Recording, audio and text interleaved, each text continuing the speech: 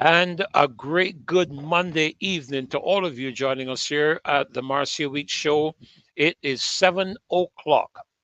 And again, it is my honor and my pleasure to be the host for tonight's show. I was kind of sitting in last night with Maxine. She did a tremendous job last night hosting the show.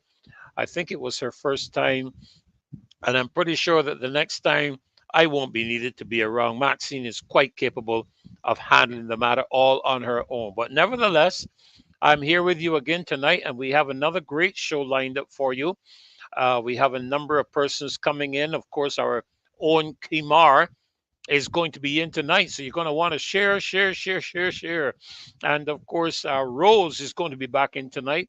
Unfortunately, Nigel won't be able to make it in this evening, but he'll be coming in another couple of evenings. And we have a special guest joining us tonight. You're not going to want to miss him. And you're not going to want to miss what Kimar has to say about this last weekend that we had. So you're gonna have to share, share, share, and get folk on board because I tell you, when Kimar starts, there's a revelation of things, an exposure of things as only Kimar can get it done. And so we want you to share left, right, and center. Make sure you get the information out to everybody, as many people as you can, and let them join us tonight. So, good night to all of you that are joining us on the Marcia Week Show. The loyal opposition, the Barbadian government, the real true government of Barbados. Good evening to you, FX Trading BB and Teroni Hall. Good evening, sir, and welcome to the show tonight. Judy Jills, a pleasure to have you back with us this evening. Angel Humble, good evening to you. I'm going to say to you that not all of them are going to be on, but you wait and see. Going to be a very interesting evening. Queen B, good evening to you as well. Thank you for liking and sharing. Appreciate that so very, very much. And Patrick Designs, good to have you as well. And Queen B, I know we can deal with that. I get it. I get it. Good night, the government of the Barbadian people by Nat Grant and Marvin. Good night to you as well, Marvin Aline, Cecilia Miller, Vernon Garnes. Blessed evening to you as well. It's me, and I know it's me. You have a comment coming up. And when I saw that, I went, okay, I'm going to have a conversation with me. It's me. Marcia, good evening to you. He who laughs best. Yes. Tony Paris, good night to you as well. Monica Ince and Sir Alfred Benjamin, sir. So glad to see you on tonight from Brooklyn, New York. A pleasure to have you with us again this evening. Lucinda Aline, Marcia Miller, Joanne Faith, good evening to all of you. Again, I know, but I know it's me. But I wanted, I wanted to catch your attention, and obviously, I, I have Hasbra. Good evening to you as well. And it's a pleasure to have all of you joining us tonight. Mildred Ben, Cynthia Thorpe, Judith Ann Clark, Lemuel Tull, good evening to you. Tony Paris, Easy D, good night as well, Easy. Theory Gittings, good evening to you. Pauline Maynard, Tony Paris, a pleasure to have you with us tonight. Jennifer Calendar, got something in my eye here. Let me see if I can get it taken care of. I think I did. Yes, it's wonderful to have you joining us today. Actually, I didn't see what happened in Dominica today, but I'm going to take a look and see when I'm finished the program tonight. Jefferson, pleasure to have you with us again. Marilyn Brathwaite, Owen Hines, good night to you. Beverly Prescott and Trevor Blackman, good night. Marva, Marva Hunt, thank you for joining us again tonight. Danny Graves and Camillus Lewis, a shout out to you as well. Now, what's that one? Exit out. Okay, look, good night. Okay, Karen Williams, wonderful to have you with us again this evening. Jabard, Darrendell, Mac Boland, good night to you as well. We're looking forward to a great night. Wow, we're up at 272 already. My goodness. Well, Dave, I think we're going to have to go with that national anthem. I didn't realize that we climbed to 272 so far. It's only 4 minutes into the program. My goodness. And I saw something last night. I hope I got the figures right. But just as we went off, we were over 2,000 views on YouTube just before we went off of the air. And I tell you, I was just amazed, absolutely amazed. 2 day staff at Sandals. Was that in Dominica? Was that in Dominica, EZD?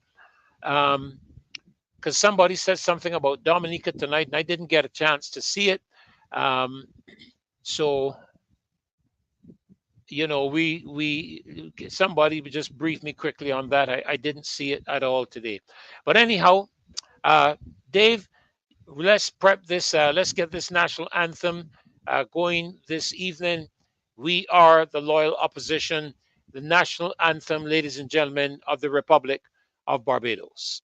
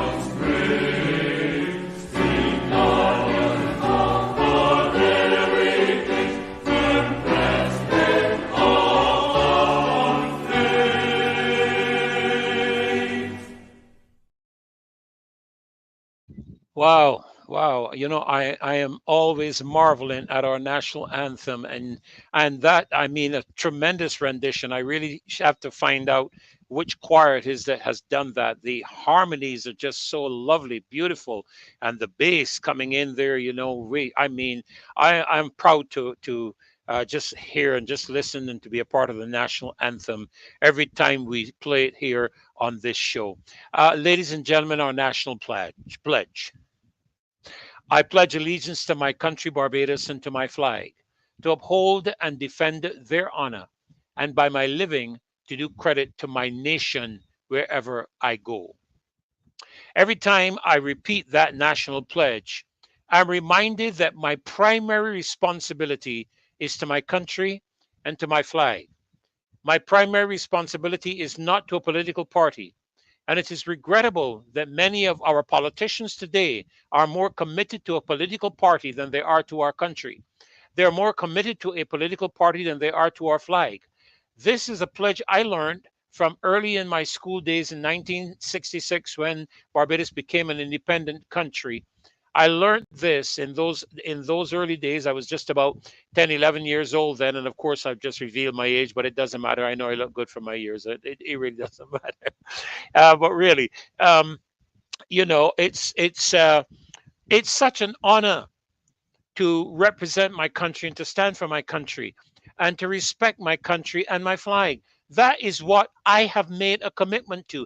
That is what every politician in Senate and in Parliament has made a commitment to. Then why are we not hearing them speak out against the wrongs and the evils and the misdeeds of this government? It is clear to me that there are 29 members of Parliament who have no commitment, no genuine commitment to the country and to the flag. They are committed to the Barbados Labour Party. I am not committed to the BLP, and I never will be. I'm not committed to the DLP, and I never will be. I'm not committed to any earthly political party. I am committed to a government, however. I am committed to the kingdom of God, and I'm committed to my nation and to my flag. That was the pledge I made. Where has these pledges gone as it relates to 29 members of parliament? I honor Mr. Thorne for having the intestinal fortitude to stand up for his moral principles and integrity. It is evident to me none of the other 29 have that integrity or have that moral courage. It is clear to me, especially coming out of this last weekend, where we allowed a leader of a country who is currently, I would have to say, disrespected, and we'll get to some things tonight. I would not have had him come and address my country any more than Trudeau had a right to address the European Union. And that's what I like about real democracy. I remember Justin Trudeau that our prime minister walks hand in hand with. And I'm going to touch a little bit on, the circles she is moving in. The circles that our prime minister is moving in is among the rich and the famous. Good for her. But it means nothing for this country except putting us into more debt every single month. All we hear is another loan, another loan. My mother told me many years ago that borrowing on top of borrowing just digs a deeper hole of debt. And so and I am concerned, I am very concerned about the debt that we are leaving for our grandchildren and our great grandchildren to pay. A long time after the prime minister has gone, a long time after every member of this current administration has gone, our children and our grandchildren and our great grandchildren will have to pay for their negligence and mismanagement. And that is why I am so passionate about the matter. That is why I will not support the government, because all you are doing is digging a deeper hole for us. You jet set all around the world. The Prime Minister of Guyana honored us, saying that Barbados is recognized. Barbados was recognized internationally a long time before Mia Mottley stepped on the scene at any point in time. Barbados was recognized internationally and has maintained that position for years. The question we have to ask of this administration, and of specifically the Prime Minister, all your jet setting around the world, all your mixing with all the rich and the famous, what is it bringing to Barbados? Now, we did get one thing come to Barbados: funding for the University of the West Indies through the Open Foundation, George Soros, who is persona non grata in his own country, Hungary. That is who we are associating with. Those are the kind of people. Bill Gates that we are associating with. And we know all about him. Don't talk any philanthropic stuff with me. Go and see what this man is behind, both in every area of medical involvement. And the man is not even qualified in that area. He has a lot of money. That's one thing he has. But that is the association we are having with our leadership of this country. Just because you walk hand in hand with the President of the United States of America doesn't mean Barbados has got a single dime or single anything in terms of being looked after at a people level. That is what leadership is about. That is what the leadership of our government ought to be about. not about the advancement of yourself, where you get to sit on all international platforms and talk about things that I'm not even going to get into that, but your main focus for the last several months that I have observed is climate change. You are the climate change czar of the world, and they're using you and you can't even see it. And our country is benefiting how? Don't tell me about money being got for climate change issues. If that money is not making it through to poor Barbadians, to disenfranchised Barbadians, don't talk to me about it. The reality is, I hear too many people crying out about the cost of living in Barbados. Oil prices coming down, gas prices at the pump haven't shifted, and everybody knows that gasoline, diesel, fuel costs, petroleum products are a significant input into the cost factor for any company or any country. We ought to see and have seen now for months a decline in prices at our pump. But no, we've seen nothing, because there's a tax on every single liter of gas that or diesel that you take, or kerosene for that matter, that you take at the pump. That is not the only issue. That's not the only issue. What about manufacturing? What have we attracted to Barbados as a result of your jet setting around the world? What have we attracted to Barbados? Let me tell you what we have attracted.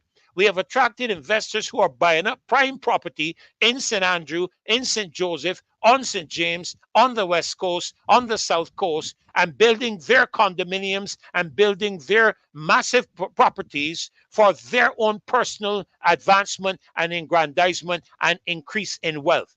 That is what we have attracted to Barbados. Somebody show me the manufacturers that we have attracted. Somebody show me the investors into development of the agricultural sector or any of those sectors that could bring in foreign exchange for this country through the aspect of exports.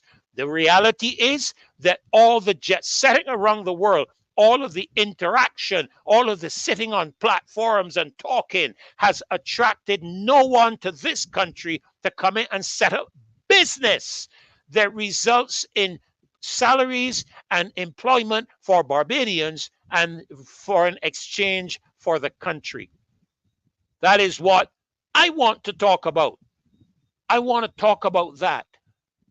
You're going to have people, and I have no problem in your airline areas being developed. I think if we can do anything to develop our tourism product, I believe that we ought to. We are an attractive country. We have one of the rarest caves in the country at Harrison's Cave in the world. At Harrison's Cave, 180 something feet, I believe it is, that's underground. We have beautiful beaches and beautiful water. Yes, we do.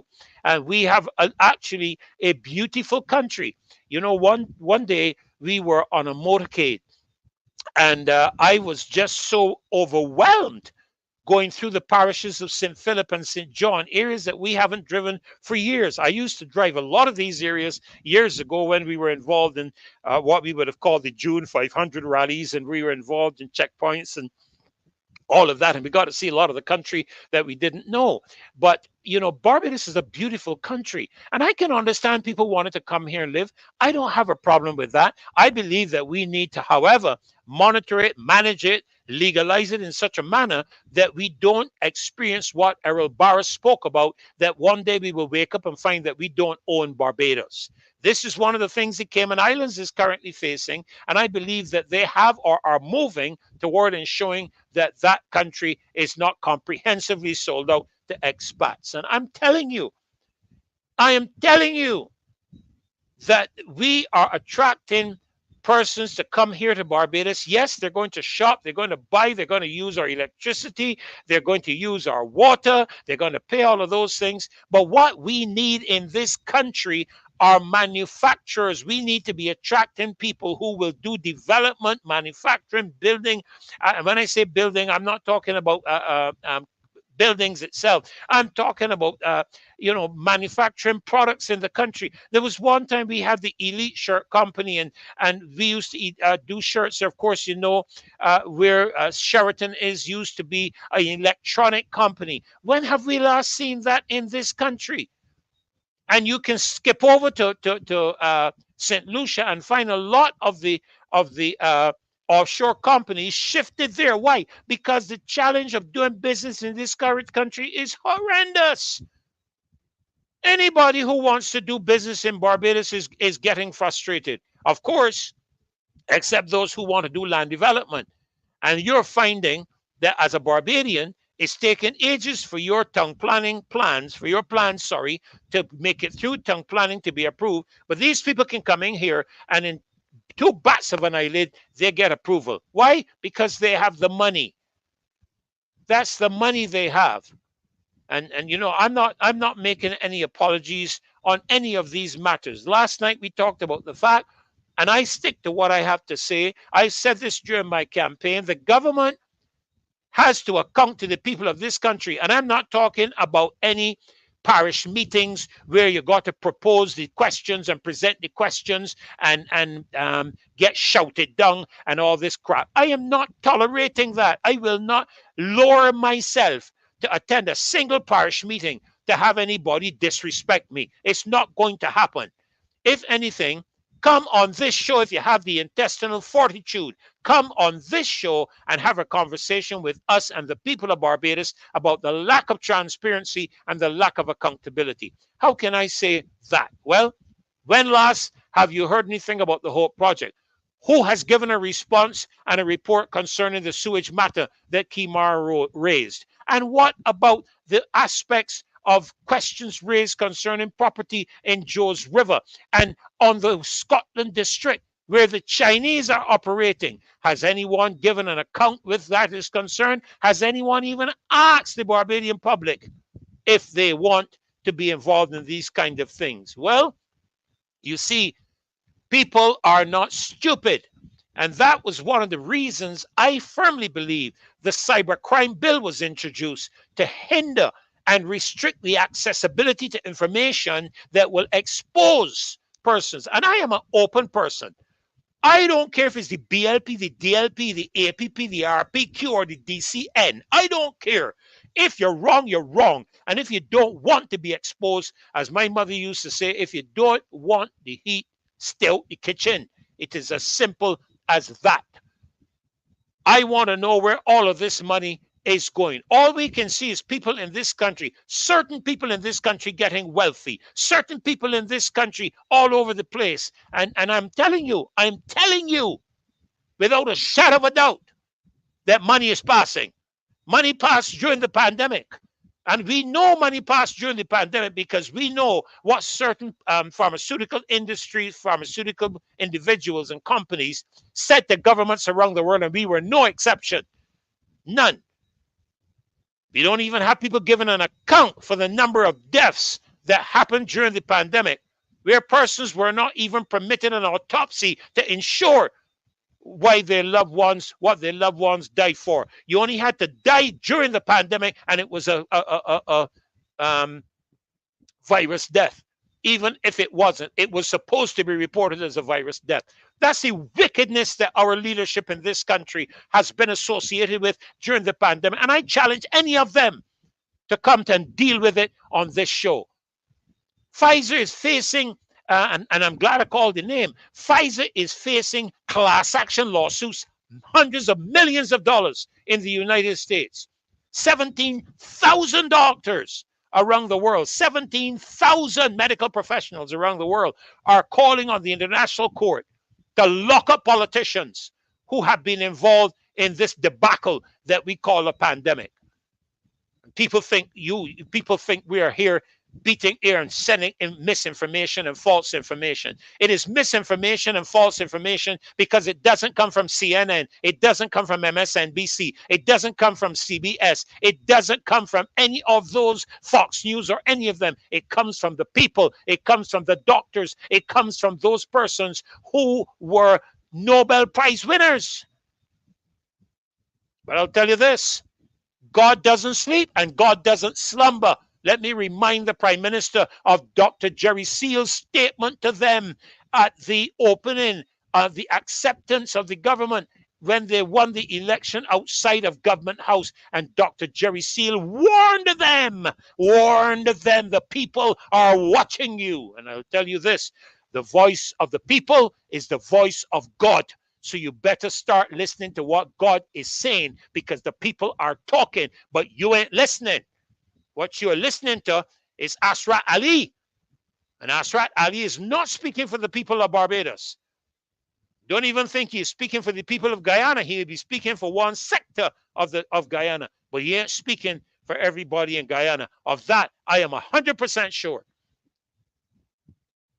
I don't want to get into my neighbor's country, but you see, we have sat down and we have tolerated this fooling. And I will say this: I am disappointed with my church colleagues and some so-called believing Christians in Parliament that don't have the intestinal fortitude to stand up and speak the truth.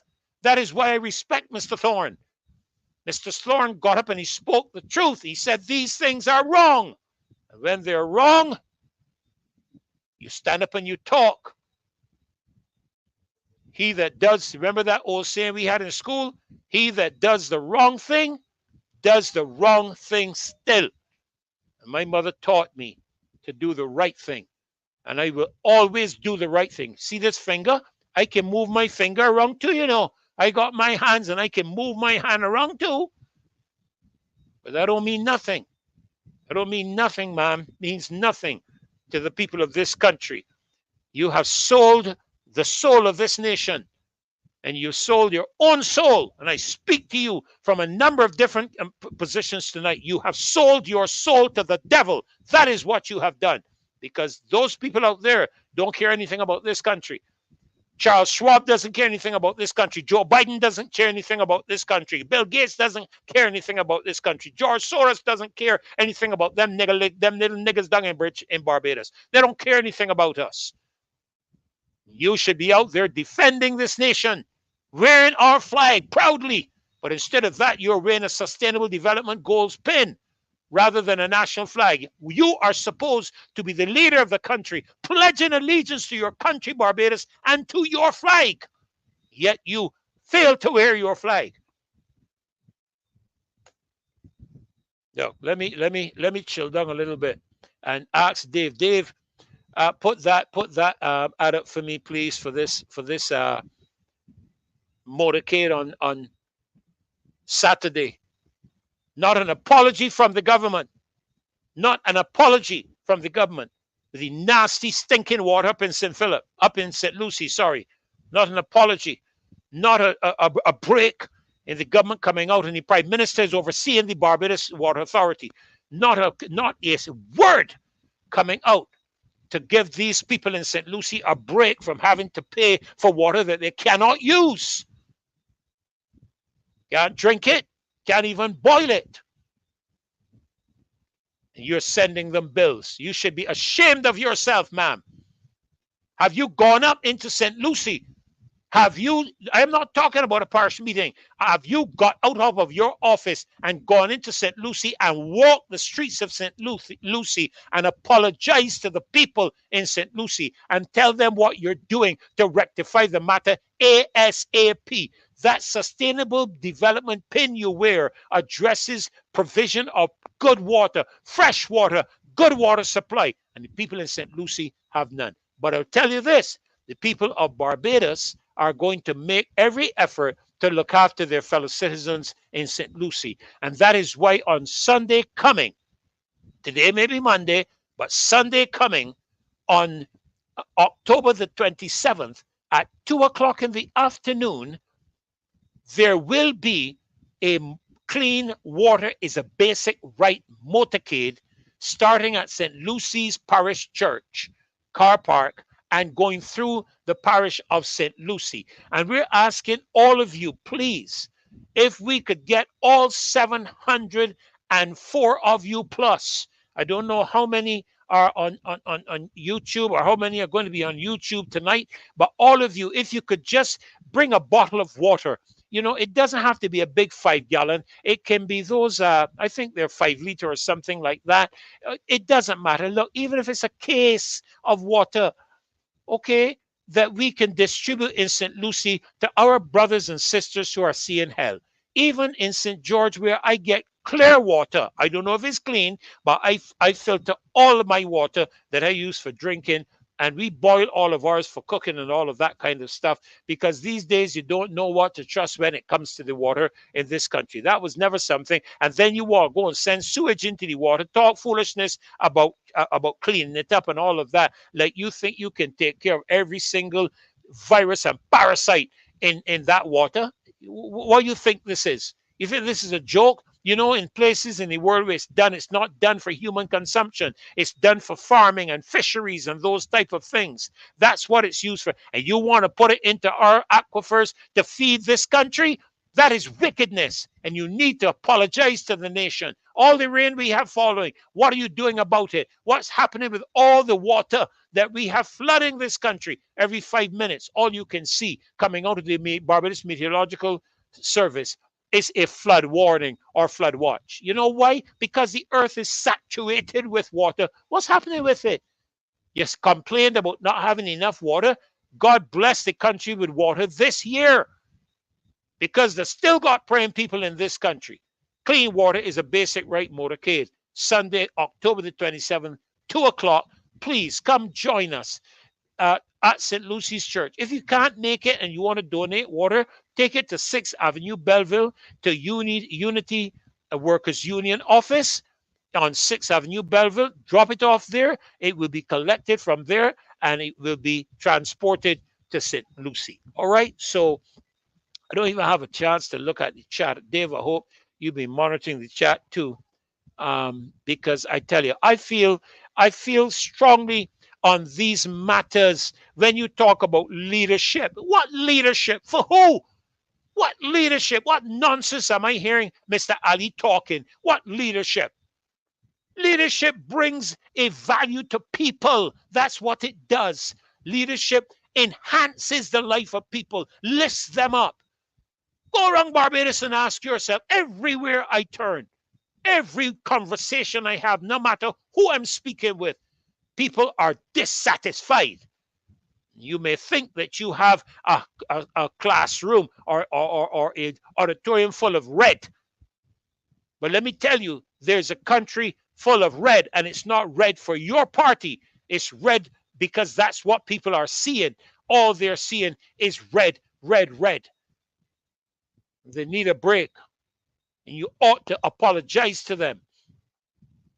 You said, give me vote and watch me. Well, we are watching you. You're watching you. And what you've done is a token. It's almost like a token matter to a plantation slave, where you in Massa House as the house slave. That's the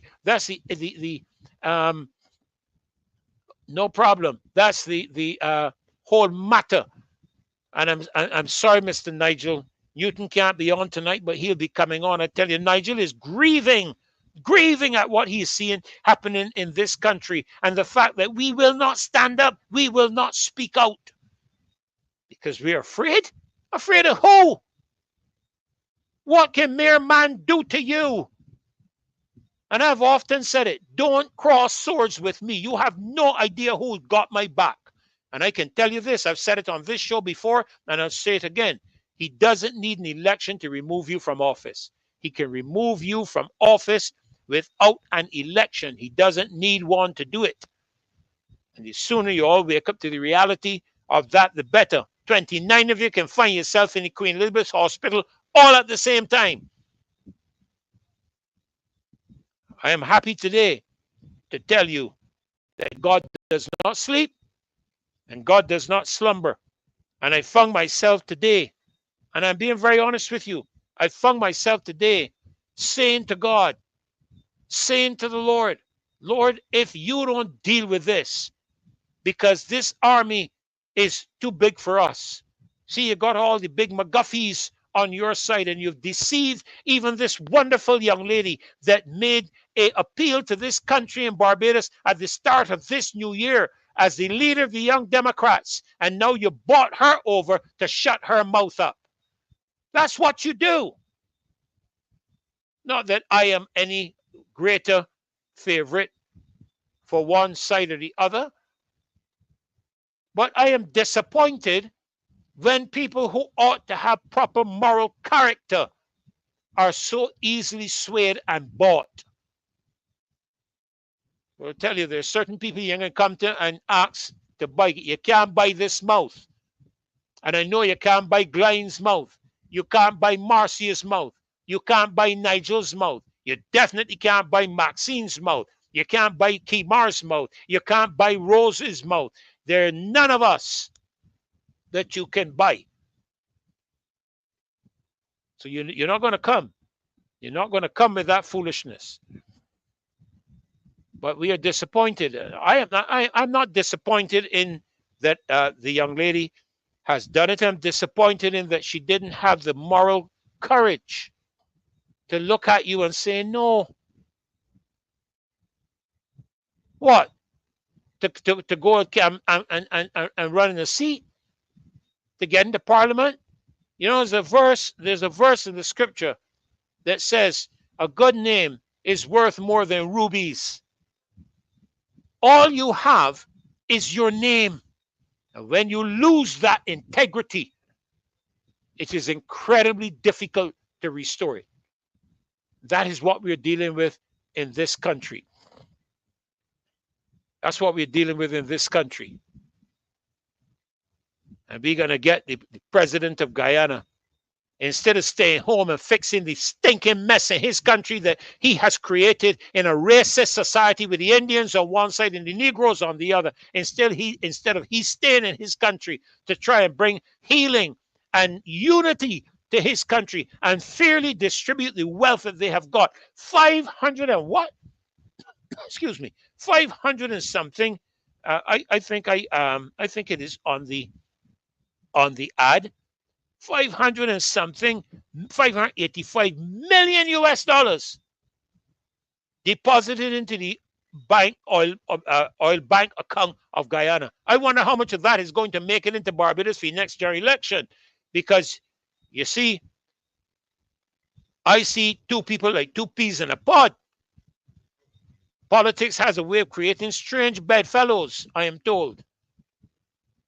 So I wonder how much of that 585 million US is going to make it into Barbados in the next general election to be spent buying people's votes all over this country with televisions and microwaves and all the rest of it. I'll tell you what you need to do, folk. Take the money, take the TV, take the microwave, and vote them out.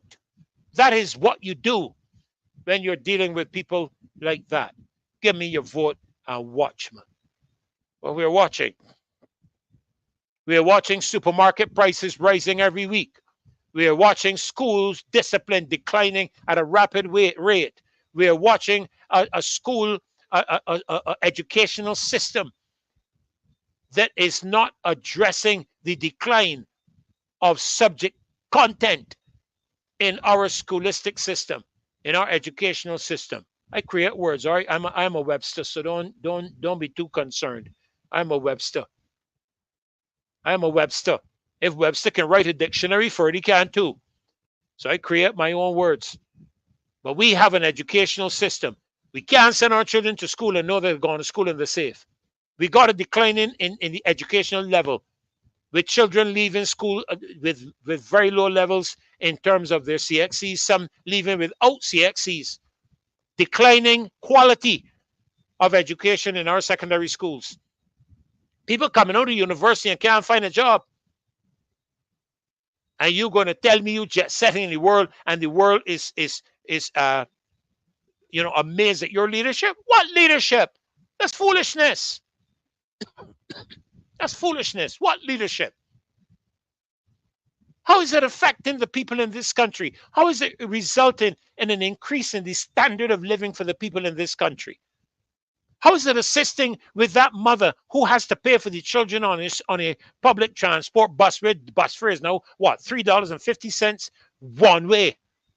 So if I got 4 children, well, I guess they must have some special school price by now. I ain't traveling a bus for a very long time, so you all may need to educate me with that. But if I have to go to work and I got to take 2 buses in the morning, $3.50 from Bathsheba to Bridgetown, $3.50. I don't know. You can pay to go through to St. Peter. That's $7, $14 a day, 5 days a week. 5 fours is 25 ones is 5, and 2 is 7. $70, 4 times a month, $280. How much money people taking home? And you going into the supermarket. You know, I was in the supermarket the other day.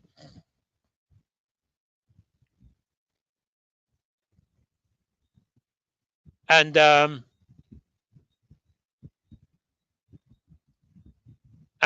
what we saw was a situation. What I saw was a situation um, pertaining to uh, the cost of things in the supermarket and the quality and the prices.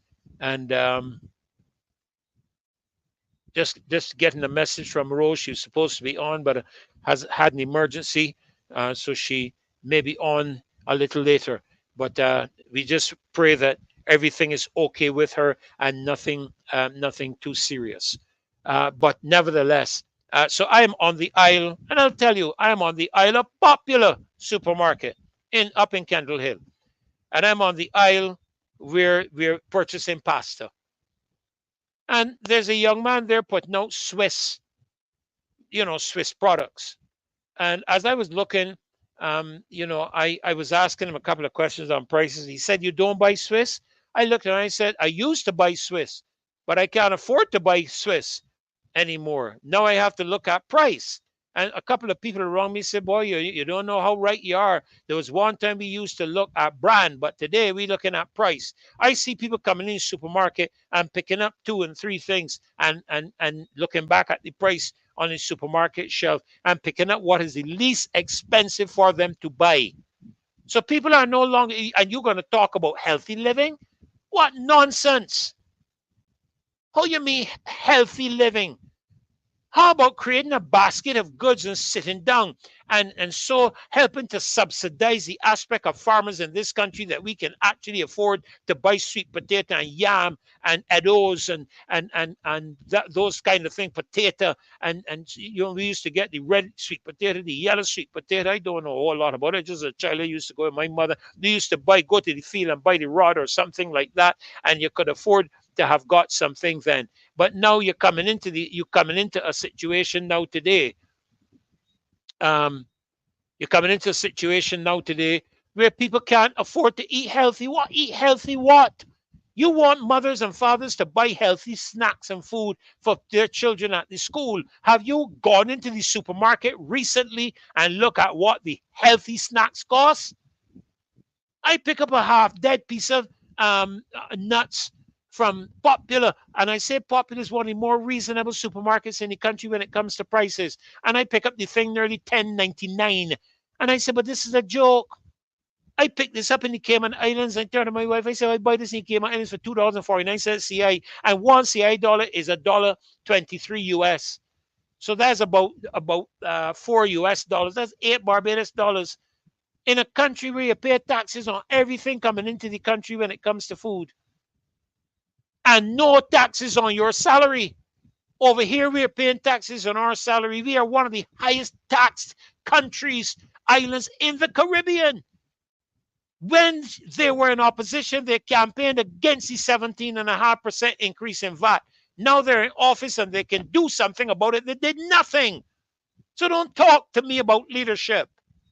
You haven't kept your word. You're dishonest. You cannot be trusted. You said when you were campaigning that this would be a party, a government of transparency and accountability. Yet Mr. Thorne cannot get the public accounts to sit committee to sit down and investigate the whole project. What transparency? What accountability? Ma'am, you are in no moral position. Let me see if I can find this thing that Glenn talked about yesterday. 5 beacons. And the first beacon you're going to entertain is accountability. Are you serious? You can't be standing up in front of, you can stand up in front of your stupid lackeys if you, and I apologize to you Bajans for calling you stupid, but if you're following this lady and following this party as a Bajan, you are foolish. You're blind. You're going to talk about accountability.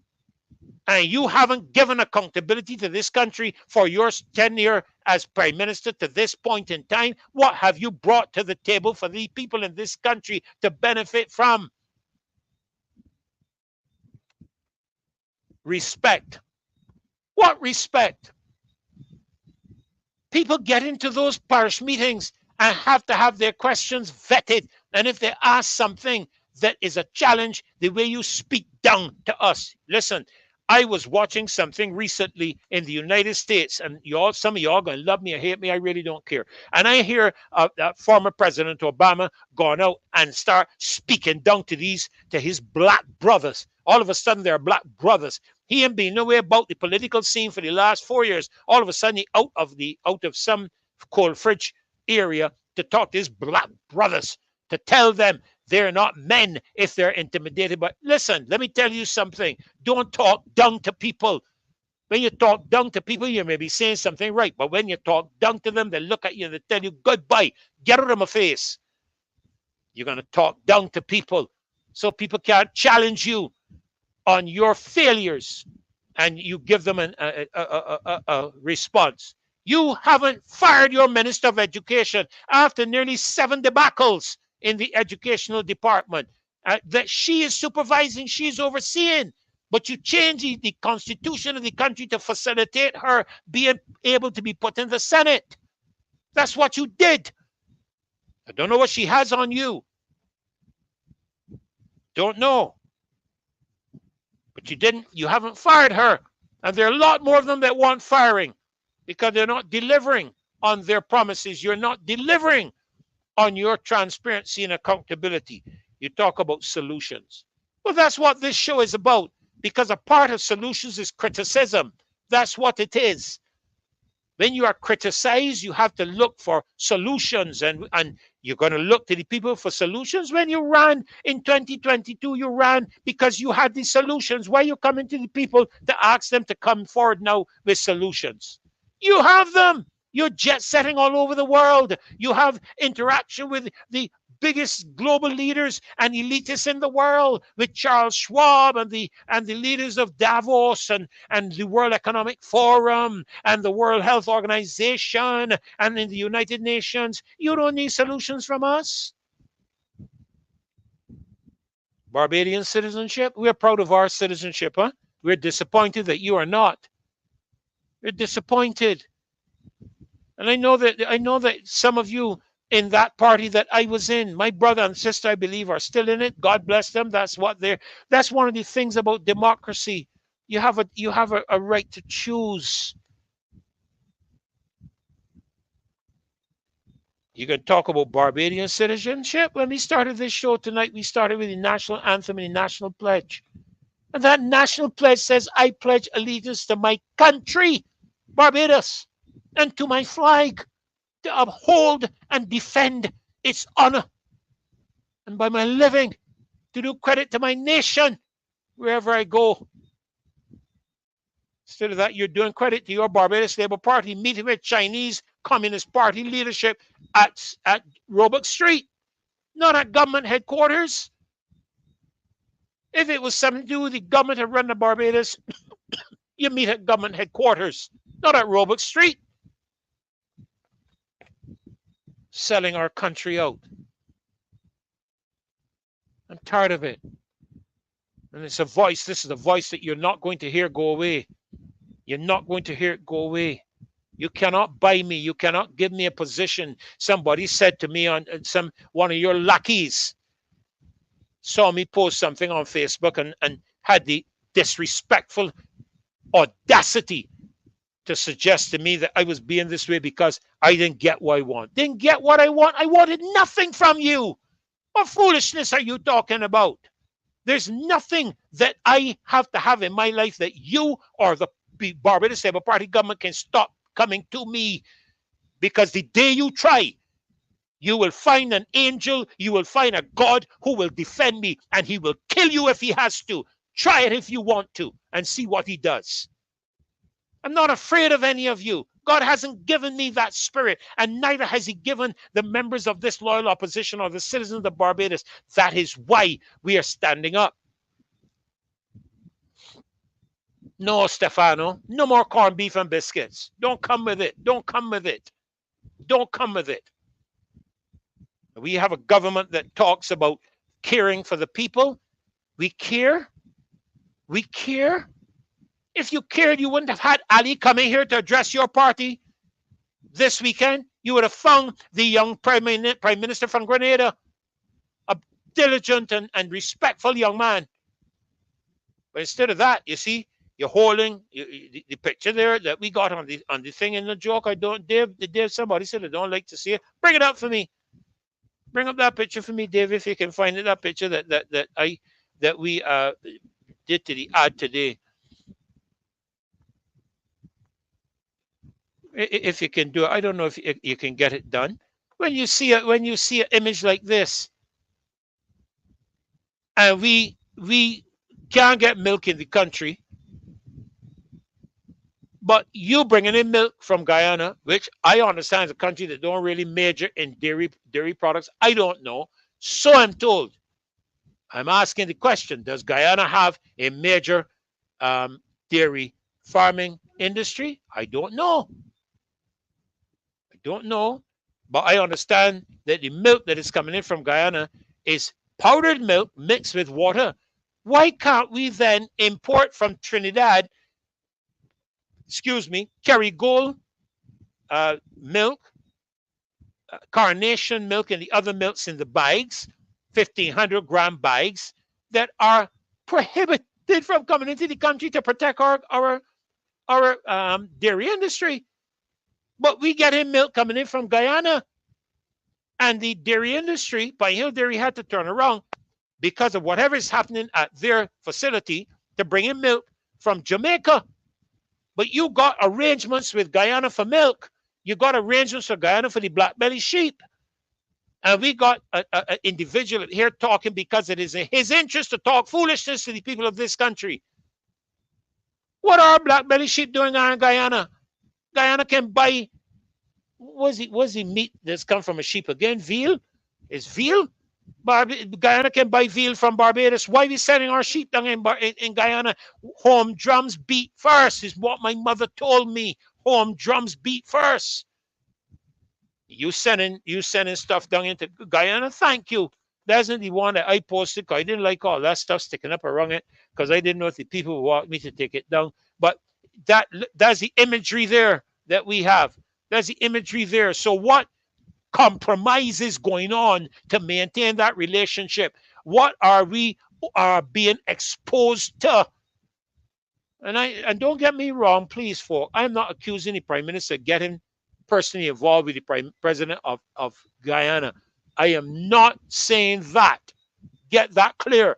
There's a point where I will not go.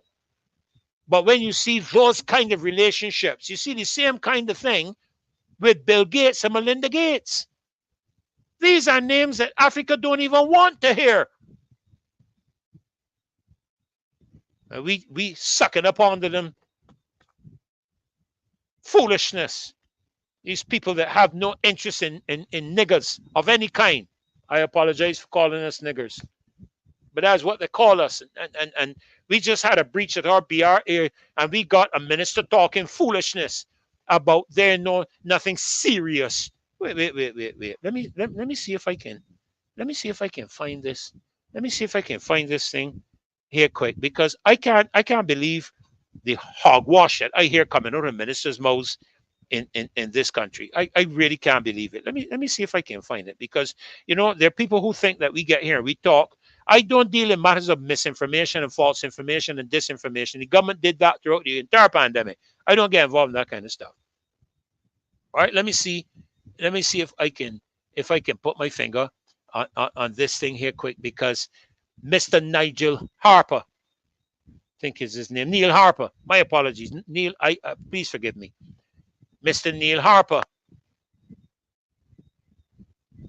did a report on the matter to do with the BRA debacle, and he showed how much of our sensitive information is out there. ID cards, ID card numbers, and all those kind of things that are out there. We don't even know. The government can talk about they're not being used. You ain't gonna know when they're being used. What foolishness! What foolishness are we hearing? They're not being used. You don't know what is being used, and when you find out what is being used, by the time you find out what is being used, you're going to be in for a shock because you're going to find some of your bank accounts, money disappearing off your bank accounts, and you're going to wonder what's happening. That's when you're going to find out. It's Neil, not Neil. Yeah, but I don't know how to spell Neil. My mother used to tell me I before E, except after C, so I guess it's Niel, because that's what the O4 used to tell me. And listen, I'm not losing my cool. I'm just passionate about what I'm saying. That's all I am. I'm not, my blood pressure is fine. My blood pressure is always slightly low. Okay? Always slightly low. And it's there now. My blood pressure has not gone up or anything of the sort. But I want the Prime Minister to know that you have a problem looking at you. If you're watching this show, you have a problem looking at you. Because I'm not afraid of you. It's not that I don't like you. Don't get me wrong. I gotta love you. I ain't got no choice. I ain't planning to let you send me to hell. Not under the sun. I don't care what you all believe in or what you don't believe in. That's your problem. That's your business. You're free to do whatever you want, be whatever you want. You can do whatever you like.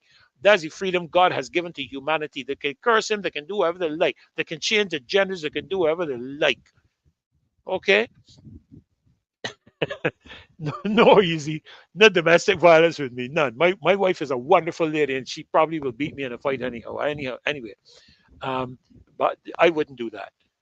I remember Reverend Williams said that any man who raises his hand at a woman is not a man; he's a manaku, or he's a mongoose, something like that. He used to say. But quite seriously, I am not afraid. You can't intimidate me, but I will not allow you to disrespect me.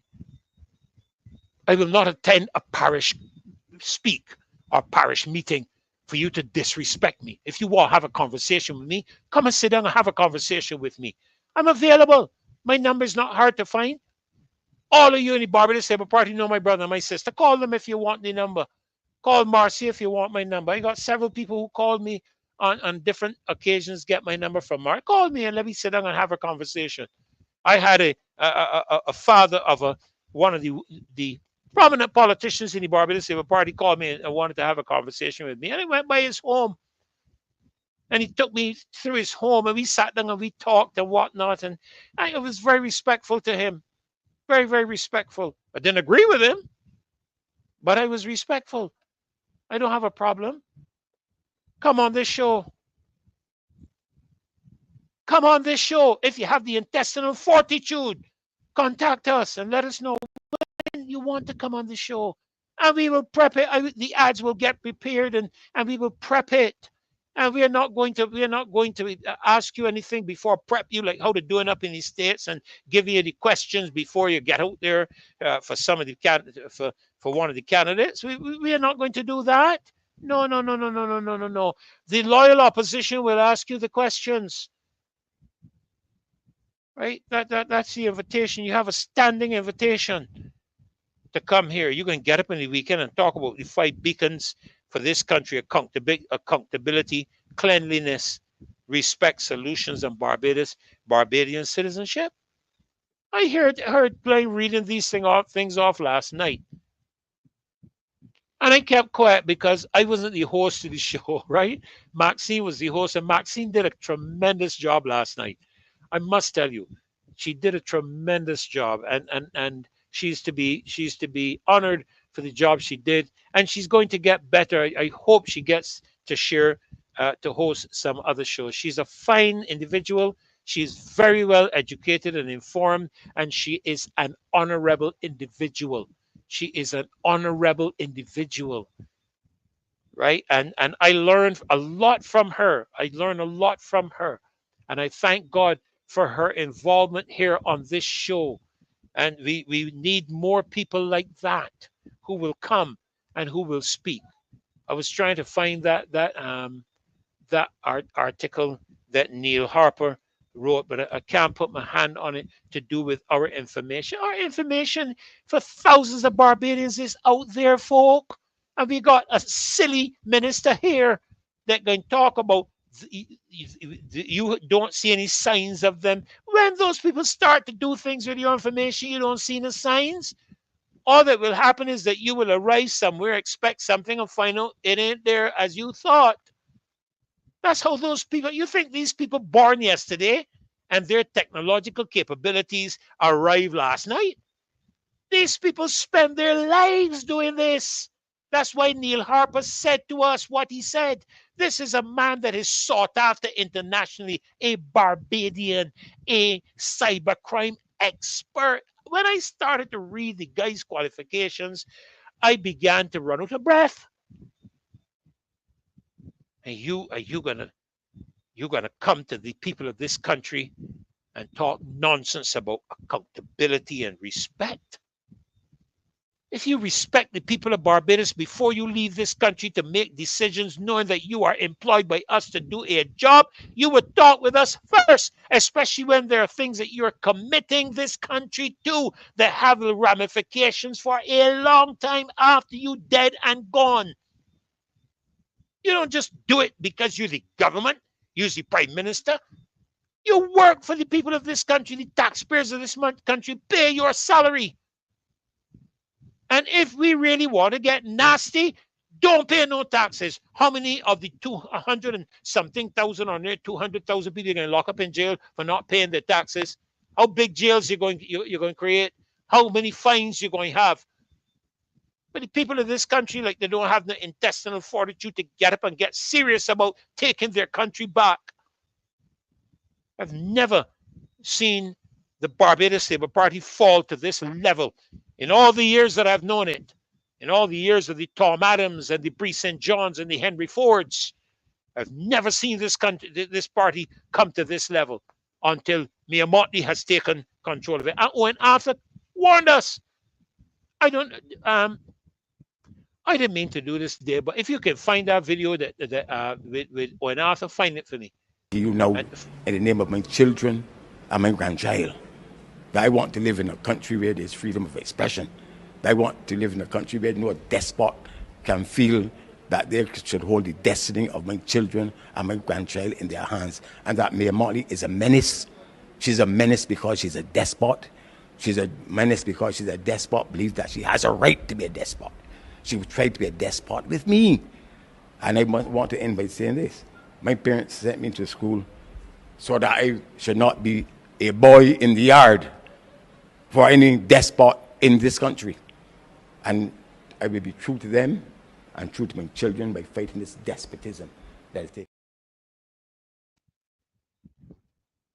How many of us in this country respect that man as the Prime Minister? 14 years. May not have always agreed with every single thing he said, but I'll tell you this.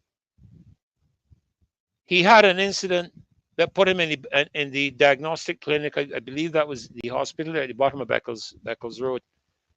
And my wife and I went to see him, spent over an hour in conversation with him,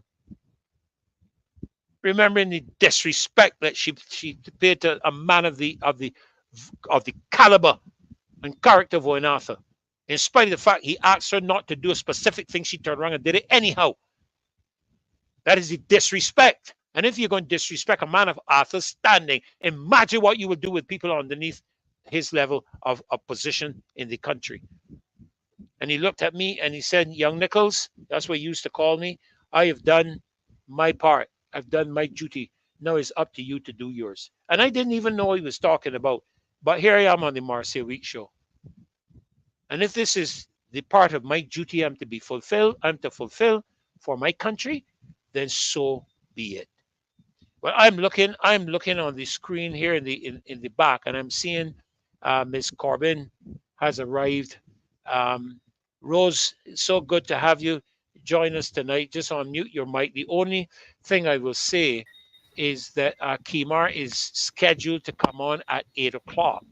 So whenever I see him come on, I may have to give way to him because he does have quite a bit to share in the context of the speech made by the Prime Minister of Guyana.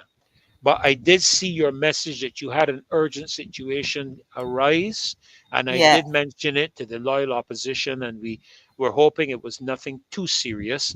But we are happy to see you here with us tonight. Welcome. I don't know if you've been listening to the show during the time that you've been on the road or wherever you've been, but you can probably clearly pick up as you come on the show that this is some fireworks and some licks and blows sharing tonight because I am making no sport. Yes, please. Good evening, Dr. Ferdy, Pastor Ferdy. That's what I call you fondly, Pastor Ferdy, for all these years. And good evening again to the loyal sons and daughters, all firm craftsmen of her faith. It's a pleasure to be with you again. And unfortunately, we got a call to go to meet someone to go to visit an elderly shut-in person at 6. But we had to wait a little while until the other person joined us. And you know how it is with older persons, you don't want to rush. And we were having problems too getting through to you um, on the Simmons, so the network. We were having problems, but I'm glad to be here.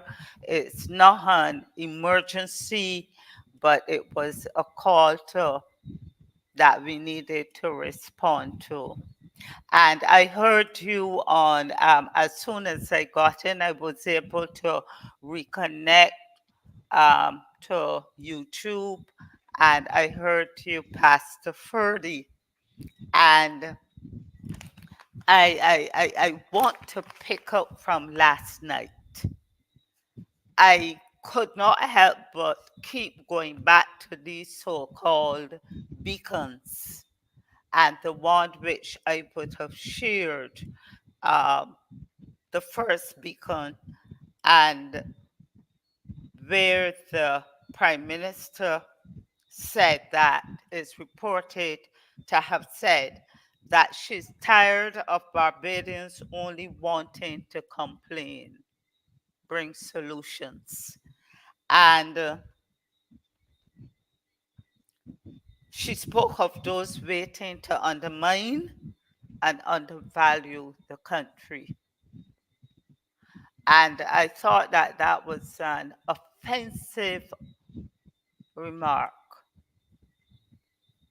So you are asking persons to be part of Team Barbados, which is really your team. Team BLP. Team BLP. It does not speak to the Barbadian public because we do know that if we are not um, supportive of Team Barbados, which is Team BLP, that we are labeled as what she would have called the naysayers, and the naysayers. And those are not complimentary comments that a leader should make towards the public she leads, the people she leads, and from whom she wants cooperation. So I am all day, and I didn't have chance to, because prior to going to that SOS call, I did not, we were out again dealing with some matters. And out, we encountered persons who wanted to talk about what's happening in Barbados and who recognized me and and wanted just to ventilate, just to talk, just to encourage, just to say that there are regular listeners to the Marcia Week Show. And so I did not have a chance to prepare my usual slides, but this is a message to the Prime Minister. Madam Prime Minister, you said that you are tired of Barbadians only wanting, those Barbadians only wanting to complain. May I ask you, are we complaining or have we been complaining when we ask questions and express concerns based on our experiences and those related to us, concerning health, the Ministry of Health, concerning long waiting periods at the hospital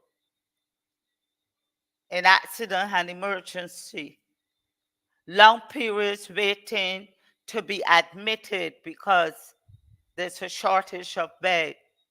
Are we complaining?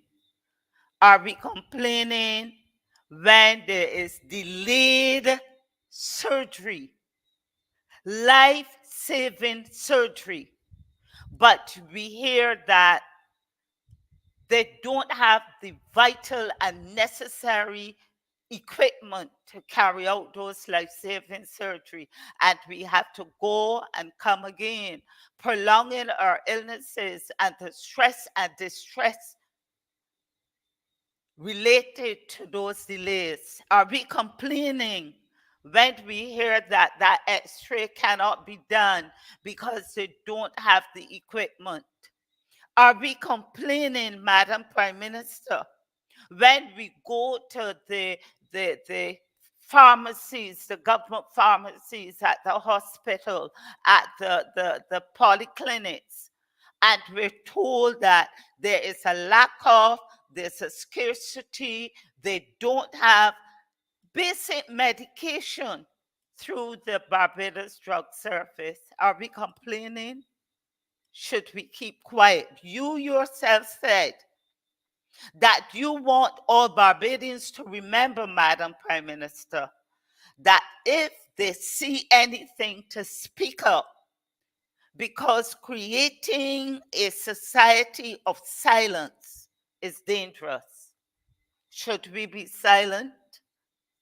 We are acting on what you said flamboyantly and passionately in your delivery at Team BLP Annual General Conference just concluded. Madam Prime Minister, are we complaining, or have we been complaining when we ask of this government for reliable, scheduled public transportation that would get us to and fro in a timely fashion, to work, to school, to appointments? Are we complaining? Was that woman who was sitting in the bus stand, the Lower Green bus stand, for so many hours, waiting for a Shorey Village bus, and saying that she had to wait as if she were begging for salt? You remember, Pastor Ferdy, that I spoke about begging for salt. Was she complaining? Was she whining? Was she just crying out because she could cry out? Was she complaining? Should we not speak out and cry out for reliable, scheduled public transportation that would ensure our children get to school on time, punctually, and that they get home in a timely, early fashion? and not be on the street subject to long waits, to exposed to other elements of society when they should be home, negative elements of society when they should be home. Are we complaining? Shouldn't we have reliable, scheduled public service? Are we complaining, Madam Prime Minister? When we ask for reliable, scheduled garbage collection to ensure that our surroundings and ourselves are kept safe and healthy from rodents, from mosquitoes that can cause dengue fever, from the rats that can cause leptospirosis. Are we complaining, Madam Prime Minister? I'm not asking you, Pastor Ferdy. I am asking the Prime Minister. When we ask for these things as deserving citizens, those who have retired and paid their dues, those who are working and paying their dues through taxes, are we complaining? Are we complaining and have been complaining? Particularly those affected in St. Lucie, in St. John, parts of St. Joseph, for clean, potable water from our taps, and for which we're still paying, although the water is not suitable for human consumption or for other domestic purposes. Are we complaining? Are we complaining that in the event we cannot get clean water from the taps, that we should have dependable, assured, timely, scheduled delivery of water? And for those who are incapacitated, who cannot lift the containers with the water, that there are persons on the vans who would assist them. Are we complaining? Am I complaining? No. You are the person, Madam Prime Minister, said that if we see anything and we need to speak up, because creating a society of silence is dangerous. I'm speaking up. And by speaking up, will I be labeled as a naysayer and complaining? Complaining that you are tired of Barbadians complaining, those who sent you, give you a 30-0 confidence vote in 2018 and then again in 2022. And if they now say enough is enough, we're suffering, are they complaining? Are we complaining, Madam Prime Minister? Are we complaining, Madam Prime Minister? When we speak out on matters pertaining to education,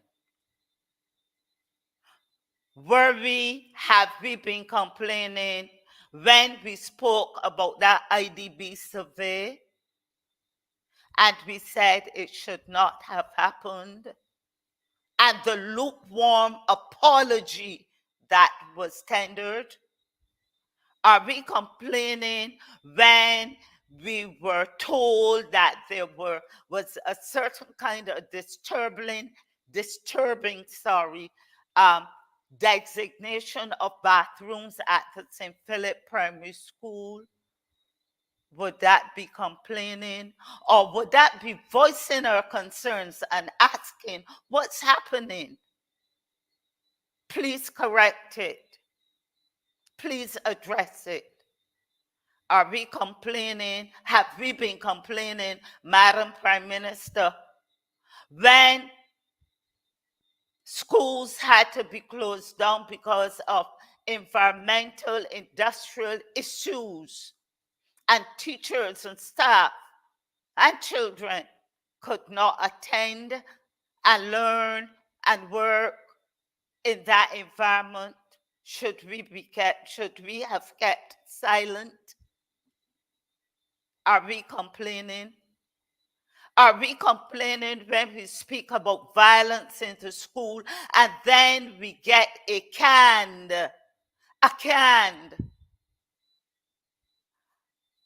address to the nation on issues that circumvented the true issues and concerns that we have? Are we complaining, Madam Prime Minister, about lack of security at schools, particularly in some of the inner city schools? Are we complaining when we say that those environments are not safe? Are the teachers complaining? Many of whom voted for you, are they complaining? Are they complainers? Are they naysayers when they point out to the realities and the conditions under which they work and say that we can't do this? Remember, Madam Prime Minister, you said that if we see anything to speak up, because creating a society of silence is dangerous. We don't want that kind of society because you yourself say it's dangerous. So we're asking you, Madam Prime Minister, are we complaining? Madam Prime Minister, are we complaining or have been complaining about the cybercrime bill? When we voice our concerns about the draconian measures, which in the first stage, you said it said that you will be charged, is it $60,000 past the 30 or 6 years in prison? It was originally $70,000 for 7 70. years. And Yes, after 7 years. all the submissions that were made and the so-called review, that was increased to $100,000 and 10 And years. 10 years And in or. jail. Yes, ma'am. I thank you. And that is where I was heading. That, Madam Prime Minister, were we not to speak out about that draconian cybercrime bill and ask that it be pulled back, reviewed, and be less draconian and punitive, and that it was violating our rights of expression and speech? Were we complaining? Should we have created a body of silence and not say anything? You said creating a society of silence is dangerous. Should we have done that? And you said that you were asking for solutions. You are tired of Barbadians complaining and you want solutions. We brought the solutions before you asked for them on the weekend pass. On that same cybercrime bill, people called in on the radio stations not only to complain, but to offer solutions. We had Neil Harper doing it. You turned him down. You rejected him. We had persons who appeared before the committee. We had the Barbados Bar Association offering solutions. Thank you. Did you listen? No, You I did asked not. for solutions, ma'am. They did not complain. They did not complain, in my opinion.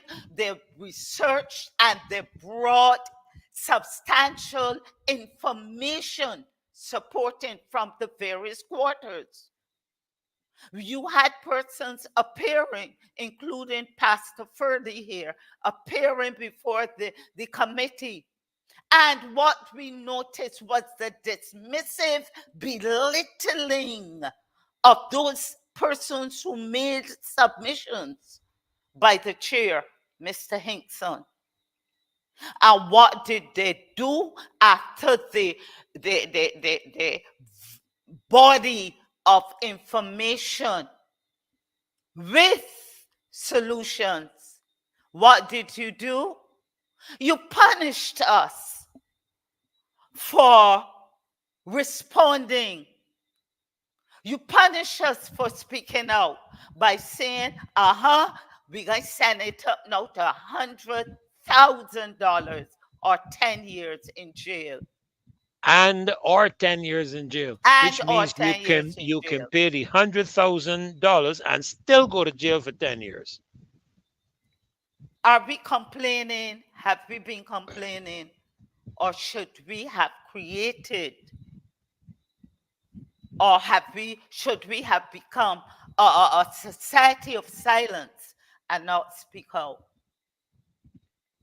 Are we and have we been complaining about the Child Protection Act? When persons who work in that sector appealed, spoke out, we then hear the chair. We then hear the chair of that committee lauding it and using the opportunity basically to beat and lambaste those who spoke out against the gaps and the things that should be included or not be included or be reworded or be reconsidered. Every time we speak out, we are called, we are labeled as complaining, naysayers, ragtag team, anything that will put us on our hind legs, back off and shut down. Have we been complaining when we spoke about how the NIS funds are being handled? Is that a complaint? Is that something that we were merely complaining about, or were we expressing our concerns about the handling or mishandling, however you want to put it, of the NIS funds? But Rose, can I say Yes, something please. here? When we elected them to office, Rose, we elected them because they said they had the solutions. In 2018, and I do not take the 2022 election seriously because over 15,000 Barbadians in quarantine were not permitted to vote. In a country where 10 votes can make the difference between you going to parliament or not, 15,000 or more people were prohibited from voting. So I don't take the 2022 election as an authentic election at all.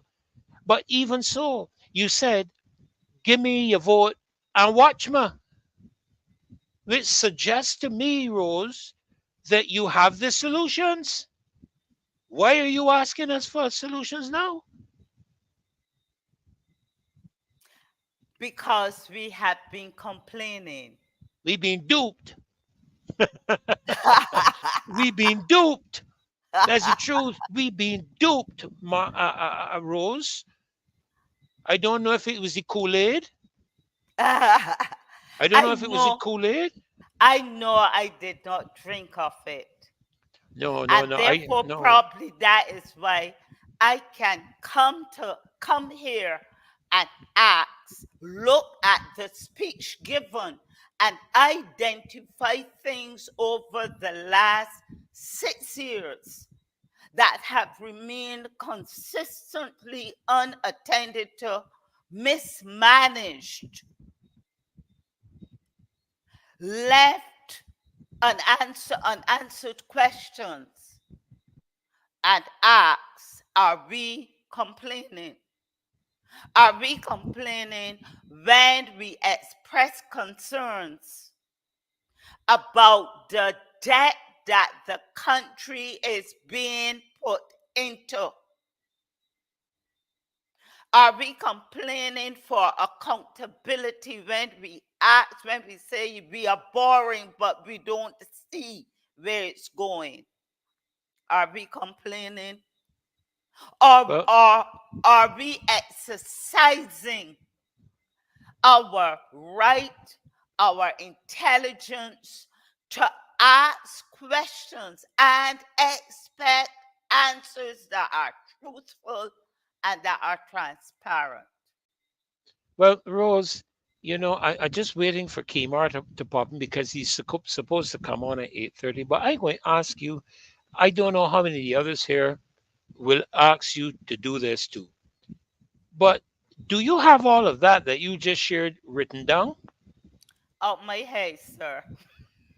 Well, I gonna I have to just, replay. Listen, I gonna have to replay this. I gonna have to replay this YouTube video because I'm gonna tell you something now. That is going to be my first political speech in the next general election. I hope, and this is not plagiarism. I am asking you permission to use the oh content. sure, oh Thank you sure. very much. Because, girl, I can tell you something. I could never have put it better. I I could just have never.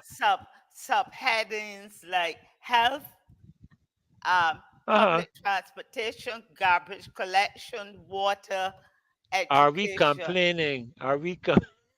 Are we complaining, Madam Prime Minister, Oh, when Lord, have we mercy. ask? And I could go a step further. Are we complaining? Or are those who ask the question, what happened to that? And this should be of interest to you, Pastor Ferdy, of that short-lived direct flight from the Caymans to Barbados. What Oh, happened to it? dear. Yeah, yeah. When we committed ourselves to pay the Caymanian government for every seat or every unoccupied seat. Caymanian government, mind you, of one of the richest little islands in the world with more expats and offshore banks, thousands of offshore banks. Well, Rose, I can tell you something. I wish we could go on a little further. I really do. And I And I give know way the to people here, Kimar. and I can tell you, you were dealing with the prime minister's speech, okay? But boy, Kimar dealing with another one. Thank you. Let me tell you, he dealing with another one. Wait till you hear. Kimar, welcome, my friend. You know It's where we so went good to to have you. school. You know where we went to Yes, yes, school. yes. Nothing without help from God. Nothing without help from God. Good evening, Kimar, my brother, my Good friend. evening, Kimar. Welcome, welcome, welcome. So good to see you. Yes, yes. Thank you very much. Can you hear me clearly? I can hear you clearly. That's a nice picture of you there. Very nice. Got you looking about 10 years younger. Uh, I certainly, Uh, feel every young, but I look forward to the day that I, get to old age and, get to express my wisdom for the younger ones. we don't get an But when, old age, we just get better. yeah, yeah, yeah. But thank you very Ah, much for having me on oh, lovely to this have you, man. Monday, sir. Good night to you, Rose. So very happy to see you as always. I've been getting to see you almost every Saturday now, and I am very pleased, and I look forward to that occasion as usual. Hmm. Pastor Ferdinand, very well I done on the show. You were saying something? Yeah, I was beginning to wonder what you all into that I don't know about. But anyhow, I'll talk to Rose about that. Dear me. Uh, Ah, yeah, well, it was just coincidental, but you should still ask her because No, that may be a good thing that you do. You never know what could happen But you from never there. do. You never do. But Never do. yes, right again, happy to be here, sir. Happy to be here. Members of the loyal opposition, glad to see you as always. All of the loyal members who continuously tune in every week. And as you know, Monday uh, is usually my day that I come on to share with you. So from the comments, if you don't mind, just want to acknowledge a few names quickly as from what I can see here. Um, but before I do that, good night to Marcia, good night to Dave, uh, Caswell, and all the other Maxine, and all the hosts, Mr. Murray, um, Mr. Corny, and all the other hosts, and then the loyal supporters as well.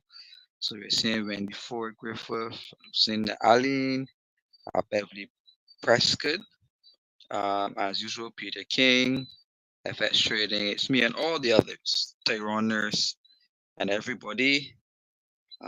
Tonight, Pastor Ferdinand, I want to discuss an issue that we have discussed on here before, right? So we would have spoken extensively about Guyana and Guyana and Barbados's relationship after the recent Guyanese election and the recent Barbados election, well, not this one, but the 2018 one, and how that very interesting dynamic roles would have developed. Now, this weekend was the conference of the Barbados Labour Party and the guest speaker at the Barbados Labour Party's IO conference was none other than the president of the Cooperative Republic of Guyana, Dr. Irfan Muhammad Ali. Now, I think that we discussed extensively the circumstances in which Mr. Ali was elected as president of the Cooperative Republic of Guyana. Now, I don't want anybody to misinterpret my contribution tonight as an attack on any person or person's character or any of the like, but we're just discussing the factual things that occurred surrounding Barbados's role in the Guyanese election. Right. Now, some things were said this weekend. Some inferences were made about the former Prime Minister of Barbados, the Honorable David Thompson, and his policies at the time surrounding the Guyanese who were in Barbados. And the Minister of Foreign Affairs, Carrie Simmons, who we all could see is, aligning himself to become the next leader of the BLP. In his introduction of Dr. Irfan Ali, he said something meant to disparage Mr. Thompson in that ever so welcome wait for a call in relation to the Guyanese relationship with Barbados. Right? So let me just clear up some things first and foremost about that. Mr. Thompson at the time did not go on you know, any rampage against Guyanese, but we had an influx of illegally undocumented people coming into Barbados, right? And like any other region in the world, when you have an influx of undocumented migrants, then you have to develop policies to be able to manage the influx of immigrants or migrants in any country. And as a Minister of Foreign Affairs, Kerry Simon should understand that straight off the bat, hands down. Like, so let me put that one stick there. When we move past him and his, ambition to rise to higher office, the president of Guyana said some very interesting things in his speech. He praised Barbados's global leadership. And in the article reported, it says that in an hour-long address, Guyanese head of state highlighted that the critical step made towards overcoming internal challenges and navigating a difficult global environment, emphasizing how the country's success is not just a story of survival, but one of bold, transformative leadership. Ali suggested that Barbados' rise to prominence. So Barbados is prominent now. Barbados now gained prominence, according to his speech, was rooted in its ability to recover from severe economic distress, facing a debt to GDP ratio of 158% in 2017, and the country found itself on the brink of financial disaster. However, through the Barbados Economic and Recovery and Transformation Plan, which is the BERT plan, the government was able to restructure its economy and restore fiscal sustainability within a few years. Now, he went on to say, you have navigated these challenges from a debt to GDP ratio in 2017 of 158%. And he said Barbados took a different approach in entering the IMF program. Whilst many countries have entered an IMF program before, as some of them are still in those programs, Barbados took a different approach, and you negotiated what you call the BERT plan, and look what you achieved. Significant economic progress in just 3 years. Now, I'm going to pause there and let us break that down and, put our analysis on these statements, because it just looks to me like the president of Guyana was handed a prepared speech to praise the policies of the government of the day, because this particular statement for sure does not reflect the reality of most Barbadians. Right? So my thing here is that if you have a head of state in a country and you have the head of state at the annual conference of a political party, right? That is a controlled environment where there's not much, I would say, analysis that could be ascertained on his own behalf. So, as opposed to having the president of Guyana at the party's annual conference, how come the president of Guyana was not taken to the national stadium, which is a disaster? After all of these years, athletes do not have a national stadium. Right? How come the president of Guyana was not taken into Bridgetown to see the dilapidated state of Bridgetown's infrastructure? Right? We entered in a program with Guyana, the Juravilla project, which Barbados would have been importing houses from Guyana. And in that project, Pastor Ferdinand, I think it would have been prudent that, I don't know if it happened, but I'm saying that I think it would have been prudent to take Mr. Ali over to the St. Juravilla houses that we would have imported to Ghana to show him what the end result of what we would have imported and highlight that to Barbadians. Right? But the possibility also exists that those houses may not have been constructed because they reference the whole project. Right? We believe that thousands of houses were constructed at the whole project. That is until we went to Pool in St. John and investigated.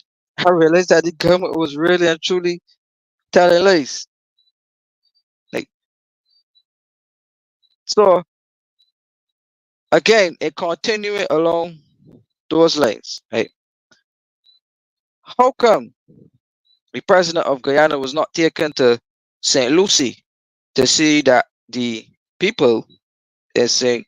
Lucie don't have running water, right? They have brown water, right? So these are things that the president of Guyana should have had a first-hand look and experience at to see the real challenges that Barbadians are facing. Right? So let me just say that I support any head of state coming to Barbados, right? But we need to be frank and upfront about the situation because these prepared speeches that these speeches are not for us. These speeches are to appease the global world and to appease the these different international organizations that Barbados and the Caribbean and CARICOM is one, when in reality it is just a show, right? So let us reference back the speech again. Ali suggested that Barbados's rise to prominence was rooted in its ability, Pastor Ferdinand, prominence. So Barbados only gained prominence after we went into the birth plan. Like, so Barbados was a total non-entity in the world, Pastor Ferdinand. Right. So I am saying here that if the a head of state, could be any head of state in the world, comes to a country, right, to make statements like these, and I'm not saying that I know who prepared his statement. It could be his research team that prepared the information. It could be the government on our side preparing the statement, and we don't know. But I'm saying that if you're gonna, as a head of state, if you're gonna speak on the realities of a country, Pastor Ferdinand, one, it is okay to do so in the confines of a political party at a political conference. But here in Barbados, you have Guyanese that are living the same reality that many of us face. Right? We have Guyanese in Barbados who rent houses, who have to pay sewage tax, light bills, water bill. We have Guyanese who live in St. Lucie. Right? So just check the National Stadium or Kensington Oval. Well, Kensington Oval, sorry, when there's a match with Barbados versus Guyana, and you see the entire Guyanese population coming out to support the Guyanese team right here in Barbados. Right? So I did not see, or I don't know about where the Guyanese population living in Barbados was allowed to sit with the president of Guyana when he came here to tell him their experience living in Barbados over how many years. Like, so I am offering a constructive way here, Pastor Ferdinand, as opposed to just knocking the idea of the president being here. Right. So this is not about us. Right. This is not about the people of Barbados. Quite frankly, let me just say, this was not even about any of the people who sat in the audience and watched the president of Guyana speaking glossingly and glowingly about Barbados when they know that his speech does not reflect the reality of the people who live here, Barbadians, and also Guyanese who would have migrated from Barbados to Guyana. Right? But if you go back to the speech again, Pastor Ferdinand and Rose, he spoke to 2017. He said that the debt to GDP in 2017. So where is he going back to the era before there was a change in administration, Pastor Ferdinand? Why didn't he go to 2022? Right. Okay, where did he mention the debt figures? No. Where did he mention the debt to GDP ratios currently? Where did he mention the debt restructuring in Barbados? Right? Where did he mention the fact that Barbados has to now import milk and other things in abundance from Guyana because our local agricultural, right, our local agricultural sector, Pastor Ferdinand, is not performing as well as it should. So I am saying here that again, and I keep repeating it, when you have foreign head of states, Pastor Ferdinand, in a country, right, in a country, speaking, Pastor Ferdinand, about the policies of said country, which do not necessarily reflect the realities of those persons, Pastor Ferdinand, then we go against the spirit of the Treaty of Shagaramas and what was the idea of CARICOM. Right? So to go on, the BERT program, it says here, when I'm just quoting Mr. Ali, that whilst many countries would have entered an IMF program before, and some of them still are in programs, Barbados took a different approach. So just to update Mr. Ali or his team or anything, the fact is Barbados is still in the IMF program,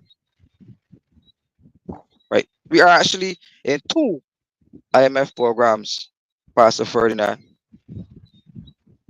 Like, we had BERT 1 and then we had BERT 2. And we had a rapid increase of foreign debt. The largest increase of foreign debt in the history or the economic history of Barbados, along with the fact that Barbados was the first, or I should say that this uh, administration of the No is the first administration that ever defaulted on the debts of Barbados ever in the history of our country. And that default that you took in 2018, Pastor Ferdinand, to date, it still blocks us from accessing international capital, where the IMF and the development institutions are the only institutions willing to lend us money. Right? So, yes, so move on here. Right? He recounted that by 2019, Barbados had reduced its debt to GDP ratio to 119%. Right? Pastor Ferdinand, we know that the debt to GDP ratio was reduced by what? A debt restructuring, where many Barbadians were robbed of their savings and robbed of their monies through the debt restructuring. So the credit union lost money, the banks lost money, and individual investors owning treasury bills lost money, the central bank lost money, NAS lost money, Barbadians lost countless millions, Millions of dollars. Pastor Ferdinand, through this reduction of the debt to GDP ratio. Hey, on top of that, then there was the bragging of the reserves and how we have 38 weeks of import cover, all on borrowed That's money. right. That's right. All on borrowed money. Right. So when I hear these things, Pastor Ferdinand, it hurts me because I'm saying here you have a head of state in Guyana. Well, when you have a head of state coming from Guyana, and they said this could be any head of state in the world coming to Barbados. I believe that head of state should be exposed to the realities of the people living in the country and not necessarily a controlled environment. Right? Because this speech really does not reflect us, Pastor Ferdinand, and international observers and people who may have an interest in Barbados reading this information and hearing this information could seriously misinterpret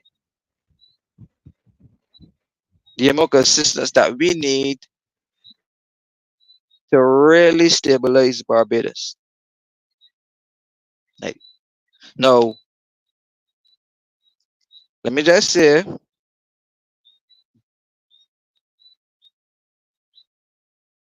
I've criticized the fact before that I never believed, Pastor Ferdinand, that as chairman of CARICOM, Barbados had the right to intervene into the election process of Guyana. Like, I've said that. And the discussion should be had in the fact that, and I know that we may not have or have had a broad discussion publicly about these facts, right? But the overreaching, Pastor Ferdinand, into the sovereign affairs of countries, right? By other countries, Pastor Ferdinand, administration, and the different alignments.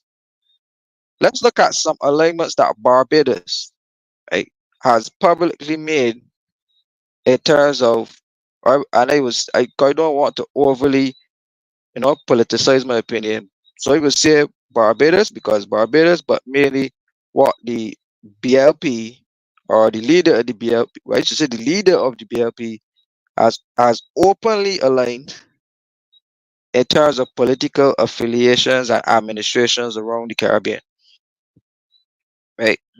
And even in the broader US. So let us start with the US. We've seen that when Trump sent Pompeo to the Caribbean, our prime minister scoffed at meeting with Trump and Pompeo, right? We've seen the open interference as chairman of CARICOM, where there was force apparently exerted to have regime change in Guyana. So remember, one particular administration was declared the victor, which is the new AFC court. They were declared the victor. President Granger. They were declared the victor, and then through a process of political pruning or whatever, then there was a change of administration. It would be a change of there was a change of administration, and the leader of Barbados openly showed favor for one particular administration. Right. So the leader of Barbados openly endorsed the leader of Guyana, who spoke at the conference, as their preferential partner to do political business with. Hence, the political collaboration. In Jamaica, the leader of the BLP Barbados, they openly aligned with the PNP in Jamaica, which is the opposition, not the GLP, which is the government. In Dominica, there's open alignment between the leader of the DLP in Dominica and the leader in Barbados. Hey, Pastor Ferdinand. So I am saying that we don't necessarily want to speak about politics. But even the president of Guyana said in his speech that red is his party's color, and he was happy to be here in red. Right, Pastor Ferdinand? So let us look at it. Red, orange, red between red and some orange is the PNP's color in Jamaica. Red is the president of Guyana's right now. His party, his name is the PPP. Right. The PPP color is red by his admission. The DLP in Dominica, their color is red. The party that Ralph Gonzalez lead in St. Vincent, St. Vincent. their their party right now is red. Right. So it seems to be red all over the Caribbean when it comes to political parties right now, and that the red side dominates most or is dominant through the entire Caribbean in terms of politics right now and political parties. Right. So I'm saying here, Got a lot of Pastor, red all over the world, boy. red, red, red all over. Red in China too. Yeah. So so I'm saying here to you, Pastor Ferdinand, when because we have to mesh it all into one. But like I said, I do not want to be caught, or I would not want my conversation with the loyal opposition to be interpreted of that of you know, to the lower mental state of a BLP versus DLP and a them versus a B conversation. This is way larger than that. Yes. Yes, it is. Right? So I am asking the question: if heads of states, right, come to countries and go to other countries, Barbados has went to France. Right? Remember when our prime minister was on the stage trying to endorse Macron Yes, I and do. other policies, right? Yes, I So do. So the president of Ghana was not the only person or the only global leader to endorse our prime minister. Right? Macron did it. All the other Caribbean, I mean, other world leaders did it. They endorsed the Bridgestone initiative, right? So right now we got have like Bridgestone 3.0, but none of them ever worked. Right? And even and I'm just going to repeat part of Ali's statement again. He said that he lauded Barbados' role in championing the interests of vulnerable nations on the global stage, praising the country's commitment to environmental sustainability and innovation, pointing to initiatives like the Bridgetown Initiative, which focuses on restructuring finance to support climate adaptation and mitigation efforts. The Bridgetown Initiative is another key accomplishment of the Barbados government. Dr. Ali said the approach this approach to restructuring financing and looking at the ways in which we can raise new financing for adaptation and mitigation has been a model for small island developing states. Right. Now, the Restore Initiative was never functional in Barbados, Pastor Ferdinand.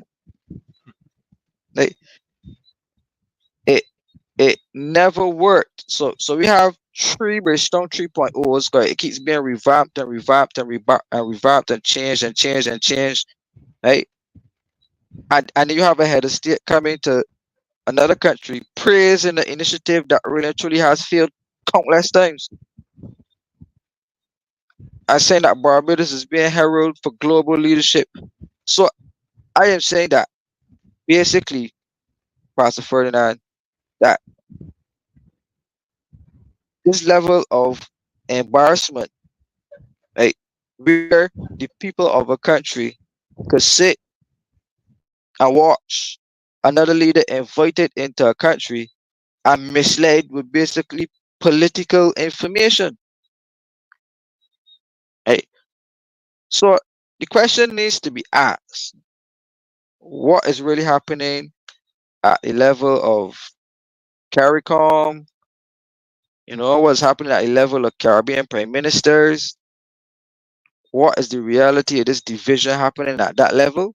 Because clearly the cliques, Pastor Ferdinand, the cliques, Pastor Ferdinand, that's happening at the level of character, and the alignments that are happening politically are not necessarily a benefit to the people of Barbados, but seem to be more beneficial to that of the political party that is in power at the time. Right? So Precisely. let's ask this last question here. Who really benefits in terms of the relationship now between Barbados and Guyana? The people of Barbados, do they benefit, or do the political party in power benefit? Right. So I would just leave that last question there, and I think I could wind up on that topic. Well, I can tell you, you left a lot of food for thought because at the beginning of the show, I don't know if you heard the start of the show. My question was, after having done all of this global, what do you call it, globe trotting, what's the benefit to the people of Barbados? If what industries, what companies, what tech companies, what anything are we seeing coming into Barbados because of all that globe trotting? So all that globe trotting is not benefiting Barbadians. And don't Pastor talk to me about Ferdinand. investment into construction, because that is not, you may have a handful of people employed, but at the end of the day, it does not really significantly impact the economy of the country or the lifestyle and well-being of the people of Barbados. Go ahead, Rose. Yes, I want to thank Kimar for that exposition, only I tell you. presented in a way that only Kimar could have done it. Well, So well, Rose, unruffled, Rose, I'll tell you so this: we got somebody coming on a couple of minutes. Let me tell you that I am sure going to fall right in line with every one of us that be so saying so tonight. he's so unruffled, but on that score, I would would say that President Ali was demonstrated what we call crass behavior. Crass behavior. It lacked refinement. To come into one's country and to another person's country and to speak to matters that are domestic. That was crass behavior, lacking refinement, it lacked class, it lacked diplomacy. But then again, that is how our prime minister behaves on other public platforms, international platforms, That's right. regional platforms. And That's it right. seems to be the trend now. Therefore, if she behaves like that on international platform, hey, anybody could come in Barbados and speak to our domestic matters with authority, presumed authority, presumptuous authority. And that's what he did. Why didn't he speak? And give me 1 minute, Kima, while you were talking. Why didn't he speak to the proposed relationship, that agreement? You all remember the agreement signed in 2022 between the Minister of Agriculture, Mustafa, and a team from Guyana who met with Barbados government and private sector officials on increasing import and distributions of Guyana's products in Barbados and the East Caribbean. That agreement was signed by them, and it was supposed to be giving life to the import and distribution partnership. Also, talks were held on the Black Belly Sheep Initiative, which opens the door for the two countries to rear animals on a large scale in Guyana, with the hope of reducing CARICOM's importation of mutton, lamb, and other sheep products. That was March 2022, reported in the Guyana Chronicle. If he wanted to use that platform, why didn't he give a report on that failed initiative? If he wanted to give that report, I noticed something else here. Remember, they said again, and a picture is here with the permanent secretary in education, in the Ministry of Agriculture and Food and Nutritional Security, the Minister of Agriculture in Darwin, the Guyana's Minister of Agriculture, and Prime Minister Motley. I wasn't even aware of this. In discussion during this site visit to Lears, are you aware that they were supposed to set up a site at Lears St. Michael, earmarked for the construction of a food terminal in Barbados, where they would determine its viability for crop production and water storage? And they said it was an ideal location for that. The 7 acres of land at Lears will have a purpose-built facility to accommodate about 40 containers at any time, a reservoir holding 20 million gallons of water, and Well, land for crop production. well, Here in Darbeer said, we're going to have a Guyana Barbados food terminal where Barbados would act as a hub, using a hub and spoke arrangement for us then to transship agricultural produce between Barbados and member CARICOM states and exporting into beyond CARICOM into North America.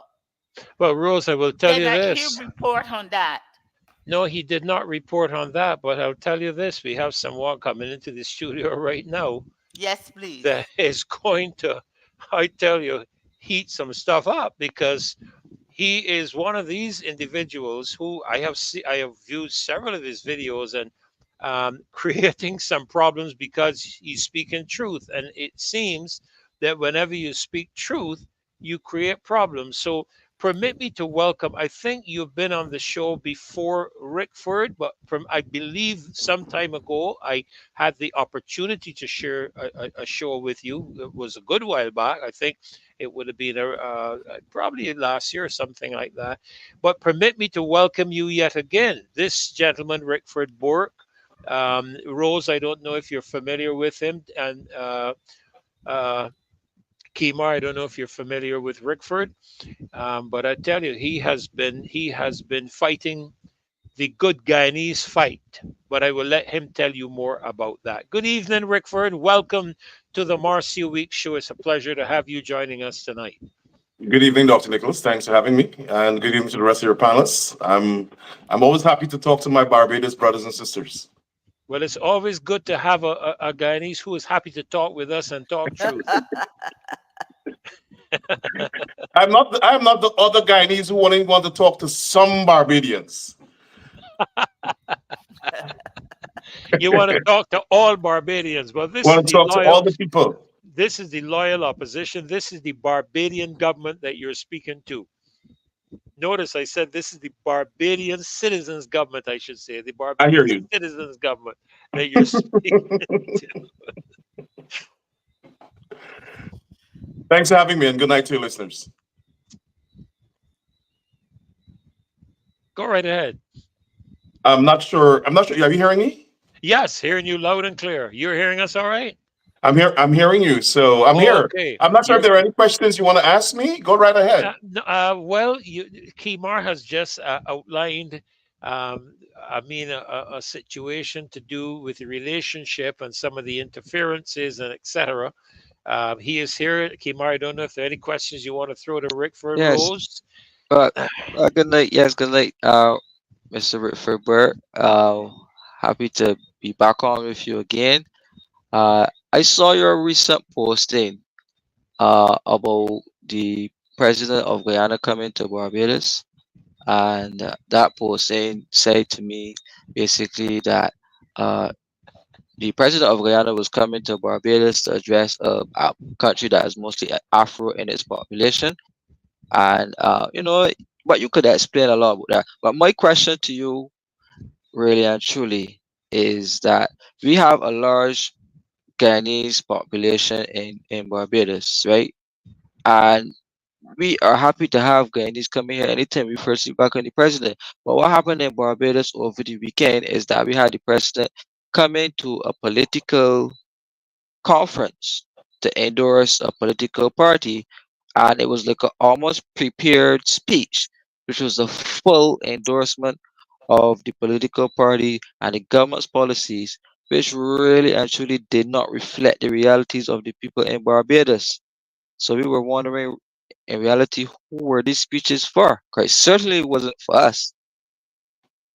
Like, Well, the president of Guyana went to kiss the ass of Mayor Motley because she has been kissing his ass in Guyana and giving him a pass as a racist to make him palatable.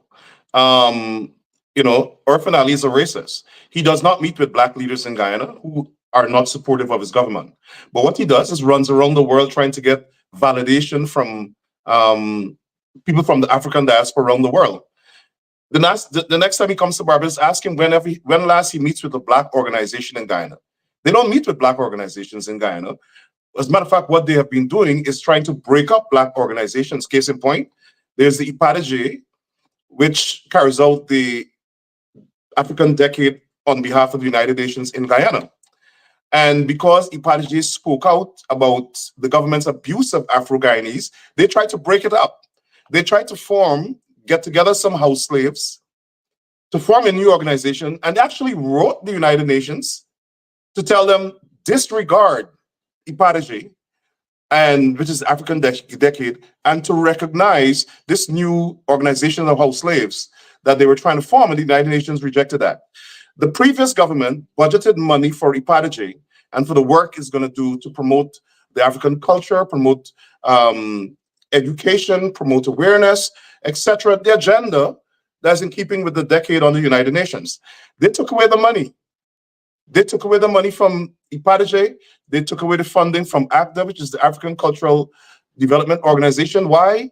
Because these organizations not only promote African culture, but they speak out against atrocities that the government,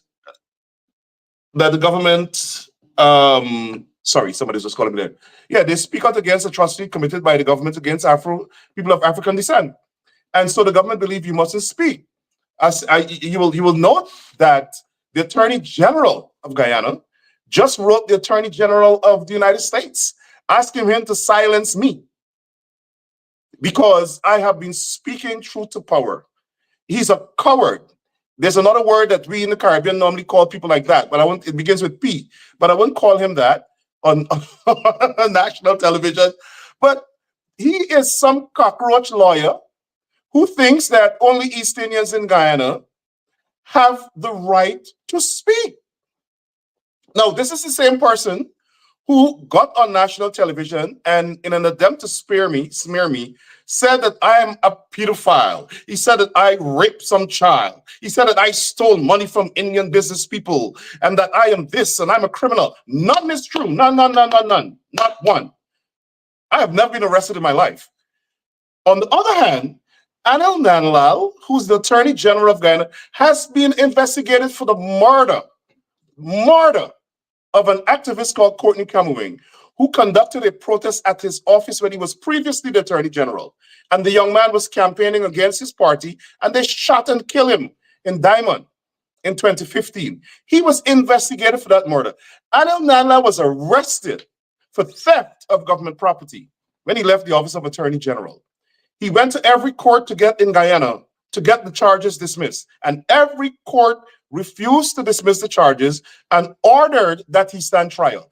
This cockroach lawyer is now writing the Attorney General of the United States, telling him that the things I say in the United States are a violation of the law in Guyana.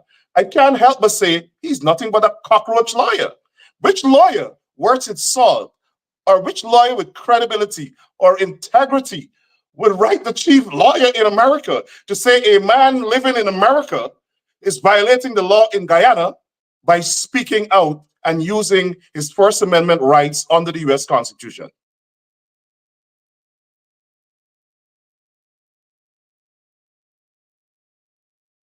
Not sure if you guys are hearing me.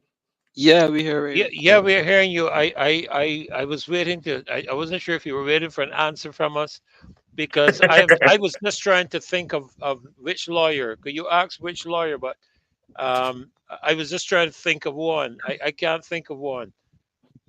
I know one, a cockroach lawyer. That's what he does. That's what You, he's gonna you write. know, He's gonna write the Barbados government and say, "Why you have Rick Burke on your TV calling me a cockroach?"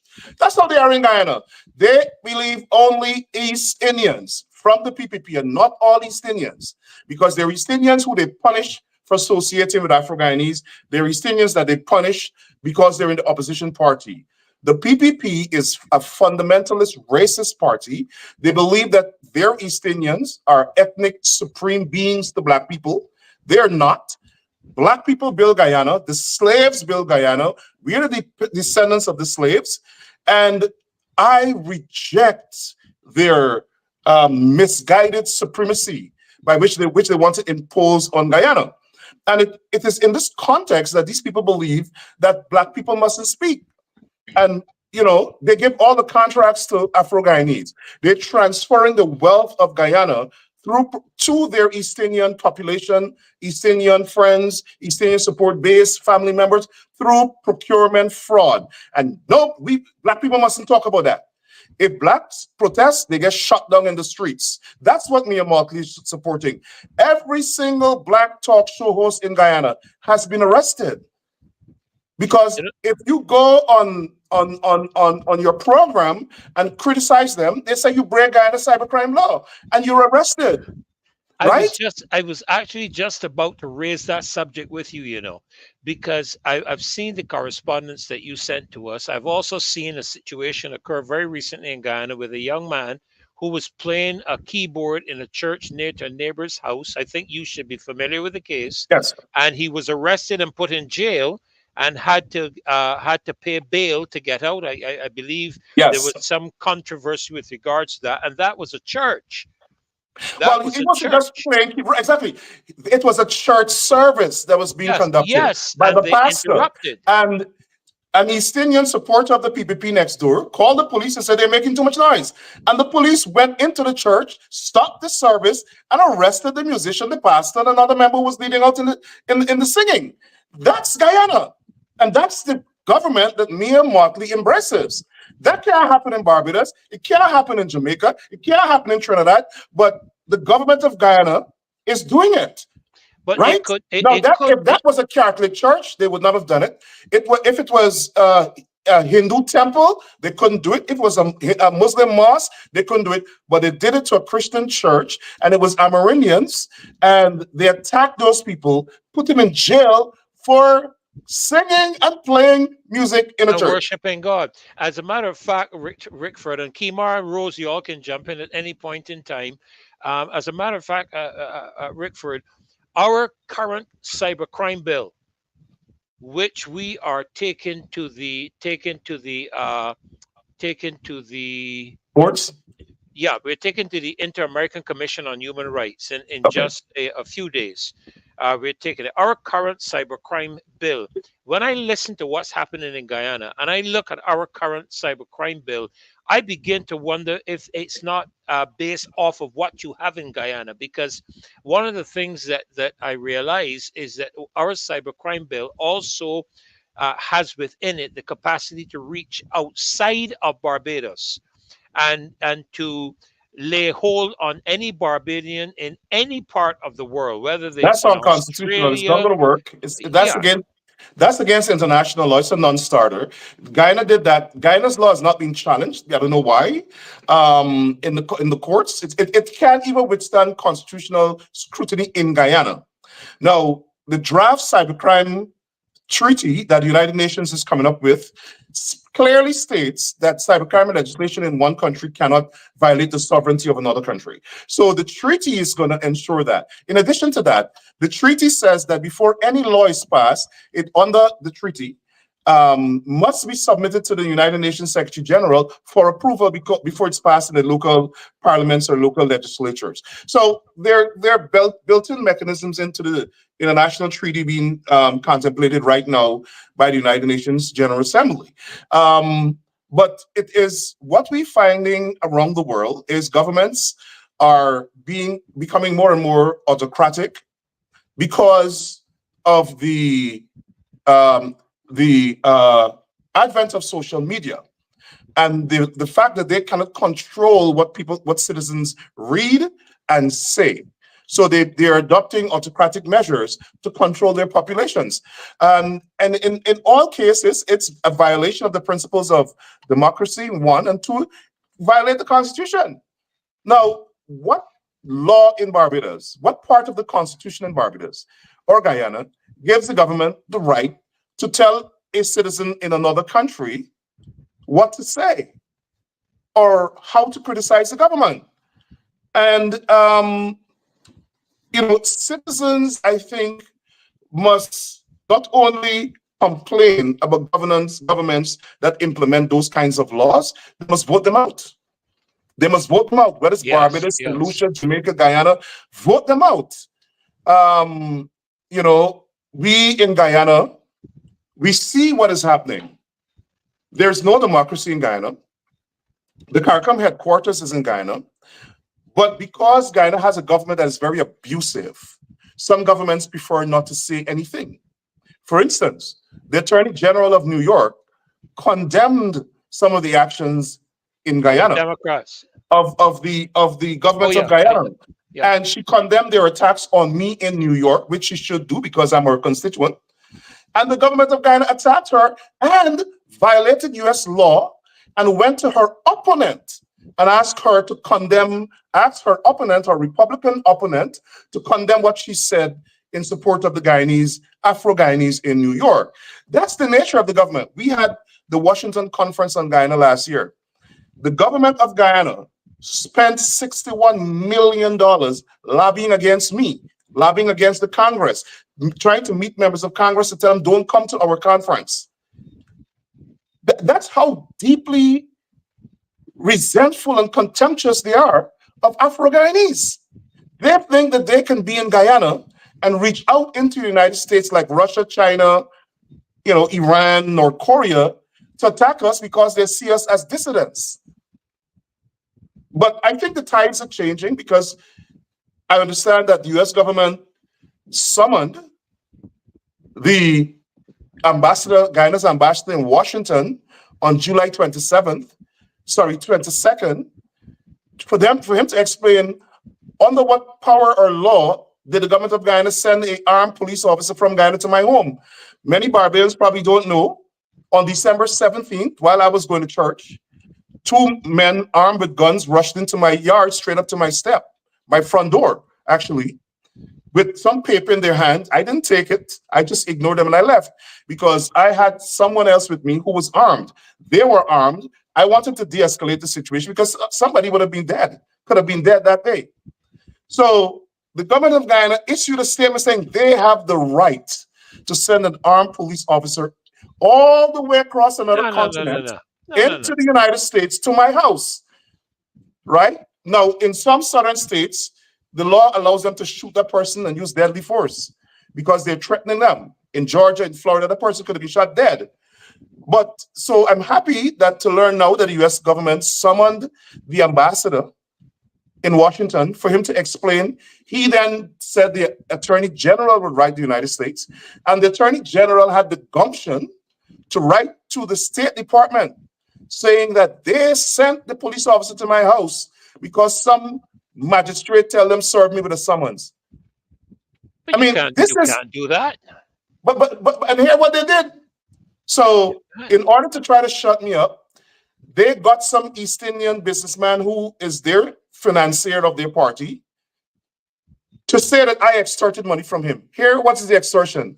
This guy has been exerting predatory practices on poor black people in Guyana. He has a car dealership called BM Sold. If you go to his car dealership, one, he pretends that he's selling you the car. But when you read the contract, you're renting the car. So at any time he has the power to take it back. Second, you have to, even though the car is the collateral for the so-called loan, which there's not a loan, but even though the car is the collateral for the arrangement you're entering into, you have to get a guarantor. And that guarantor has to lodge with him some instrument for property, a lease or a car titled. If you default on your payment, they come and they seize the car and they seize the property of the guarantor. So when the people complain to us at CGID, we posted it on Facebook and demanded that they stop defrauding their customers and that they pay the people back. That's what the government of Guyana is calling extortion. So they got him to sign some cockamamie statement at the police station saying, I extorted them. That's number one. Number two, they then went to a magistrate, lied. And I'm not sure how I don't want to disparage the magistrate or anything negative, but I'm not sure how she signed that. They fabricated a summons that literally says Rickford Burke was in Guyana at so-so address on so-so date in 2022 and extorted this same businessman at this certain address in Guyana and give it to a magistrate to sign. The reason they did that is because when she signs that summons, it has to be served. The law said police officer can only serve his summons in the geographic district of Guyana. Now, they would have attempted to serve that same summons at this made-up address. I haven't been to Guyana in 25 years. So when this summons would have been served, their plan was to go back to the judge and say, hey, well, the magistrate, Rickford Burke is not coming to court. We want an arrest warrant. And then they would have gotten that warrant under false pretense and send it to the United States Justice Department and say, hey, a court has issued a warrant for Rickford Burke. We want him back in the country, right? Because there are all sorts of plans to have me killed. And I've warned them several times, well, you know, I'm not afraid of them. And anything happen to me and my family, generations for them will be affected. But that's how devious these East Indians in the PPP are. Well, Redford, I know that you're speaking. I get a set of hate mail coming to my house every month, right? Says a very disparaging things about me, you know, my personal business. Um, you know, all types of you know, pictures and stuff, social media posts they take off and I've taken these letters to the police because there were some very threatening letters as well, threatening saying to stop criticizing the Prime Minister of Barbados, you know, and to stop criticizing, you know, the government and stuff. And they specifically tell me to stop criticizing me and Motley. And if you don't stop criticizing me and Motley, that severe repercussions are going to be had. I took these letters to the police, and so bad that the police called and said, "Well, there's nothing they could do for me," and it seems to be no recourse. So I, I mean, it might not be as severe as your situation, right? But who's to say that things won't get there at one point? Because if somebody could take the time to handwrite letters, I have them mailed to my house. You know, and I could have no address, and I have them mailed to my house to, you know, to tell me to stop criticizing the Prime Minister. What type of society are we really living in? Well, you're going to anonymous people. The Attorney General of Guyana, Anand Nanlal, after he got on national television, after he got on national television and cursed me out, he proceeded to say that he's coming to New York. And I can't do anything about it.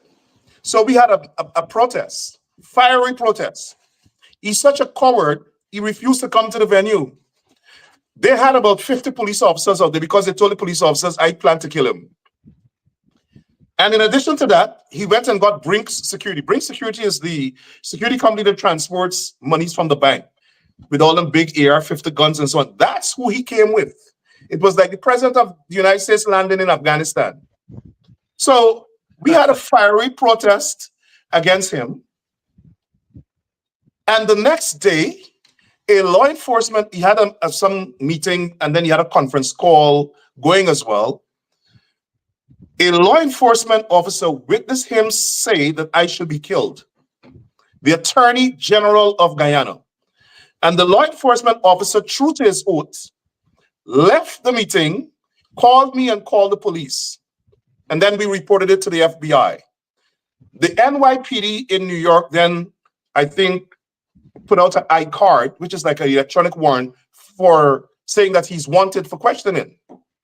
He then got the Guyana police commissioner to call the police precinct in New York to tell him that I made up this story and they should dismiss it. And then he issued a fraudulent statement. He wrote, the Attorney General of Guyana wrote a fraudulent statement and gave it to the police to put out, saying that the police in New York dismissed my complaint. Now, police in New York don't have the power to dismiss complaints. Only the courts could do that. So right away, everybody laughed at him. But the bottom line is, all of what you're seeing here playing out is retaliatory because we caught him advocating for me to be killed. Right now, the law enforcement in the United States, they're monitoring 2 people allegedly associated with him who traveled to the United States, and intelligence interception gave the suggestion that at the behest of the Attorney General of Guyana, they're targeting me in the United States. I've had situations where the NYPD had to be outside of my house. I happen to live in the United States where when community leaders and political leaders are threatened like this, they provide security.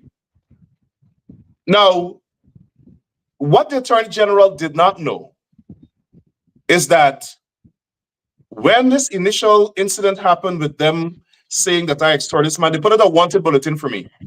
And we reported it to the FBI. The FBI conducted an investigation. Police officers and others involved in the case in Guyana gave sworn statements to the FBI about the conspiracy that they entered into to try to frame me. The FBI conducted a thorough investigation.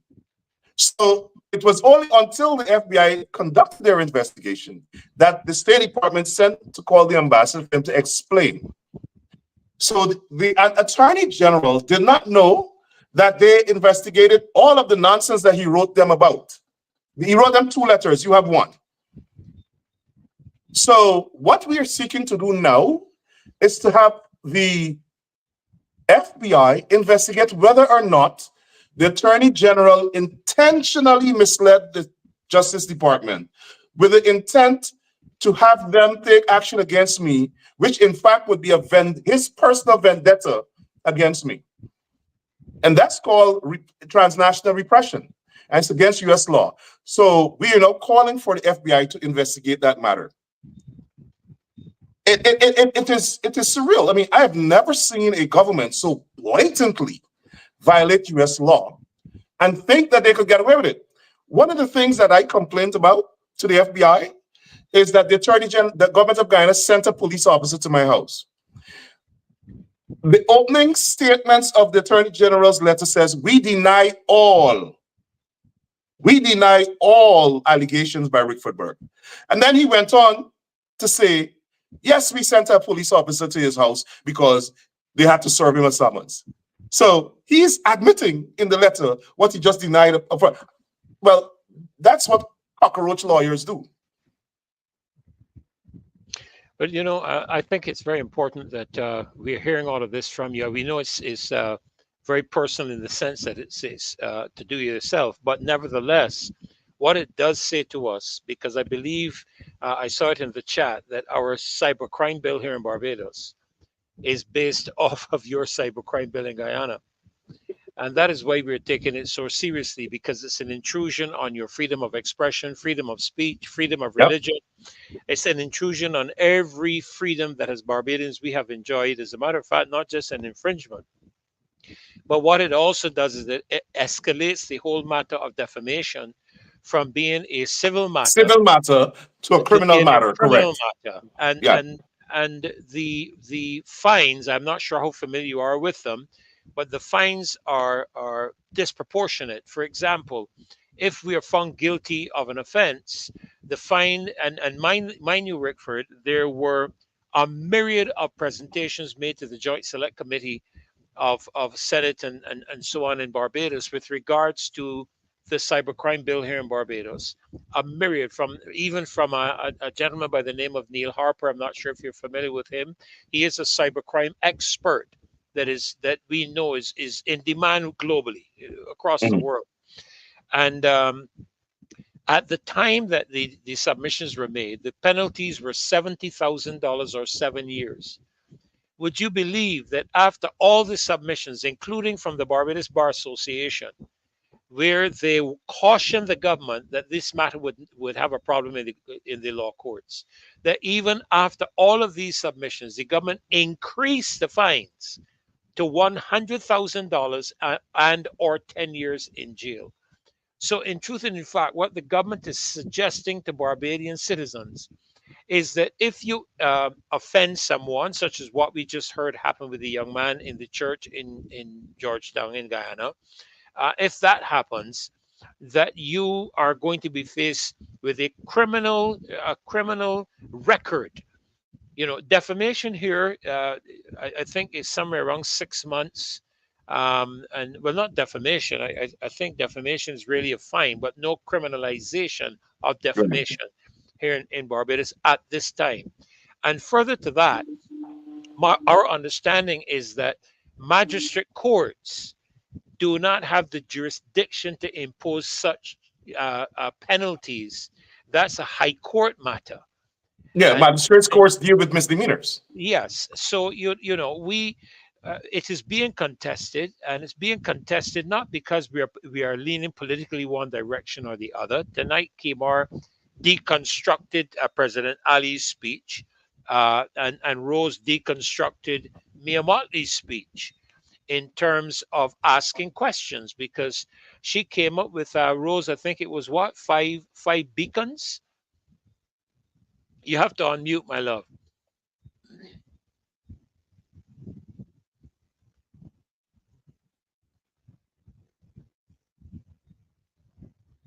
Yes, please. There Sorry you about go. that. Yeah, I, Sorry. yes, I, I only have 5 more minutes with you because I have another show coming up at 10 o'clock. So I have to prepare for yes, that.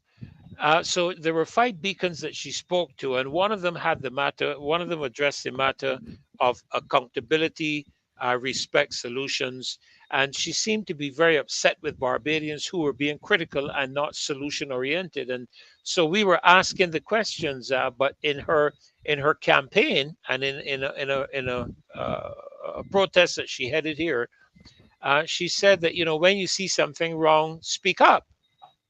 And so we're speaking up at this particular point in time, but it seems that it's a challenge now for the Prime Minister to engage because there's so much being said.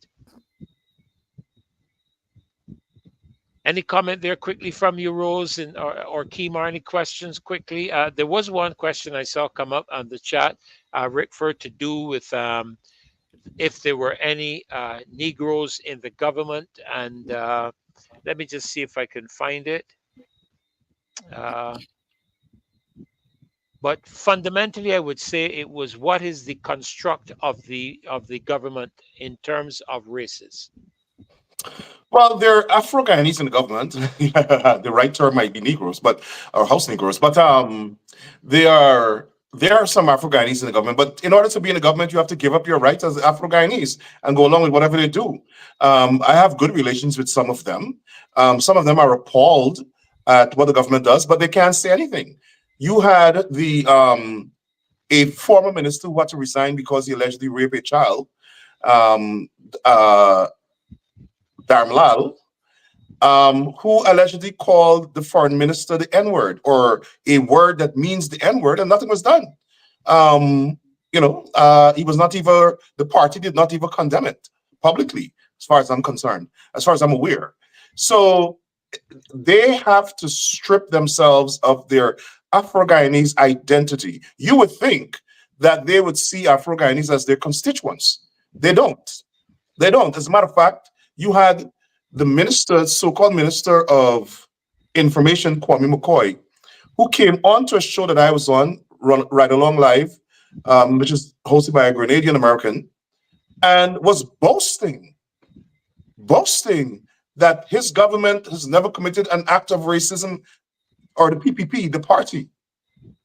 When the United Nations, when Barjagda was president, had to send Gay McDougall, who at the time was the United Nations Minority Rights Rapporteur, to investigate racism in Guyana.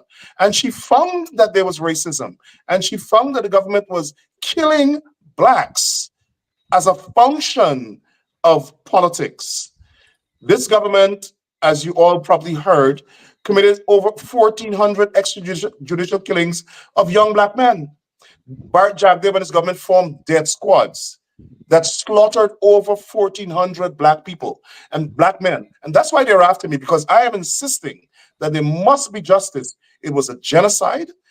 The fact that they just think that they could just shoot and kill and slaughter young Black men and get away with it must never, ever, we must never forget that. We must never allow it to happen. We must have justice. And that's why Bart Jagdeo and Anil Nanlal are after me, because I'm the one saying, no, I'm a Black man.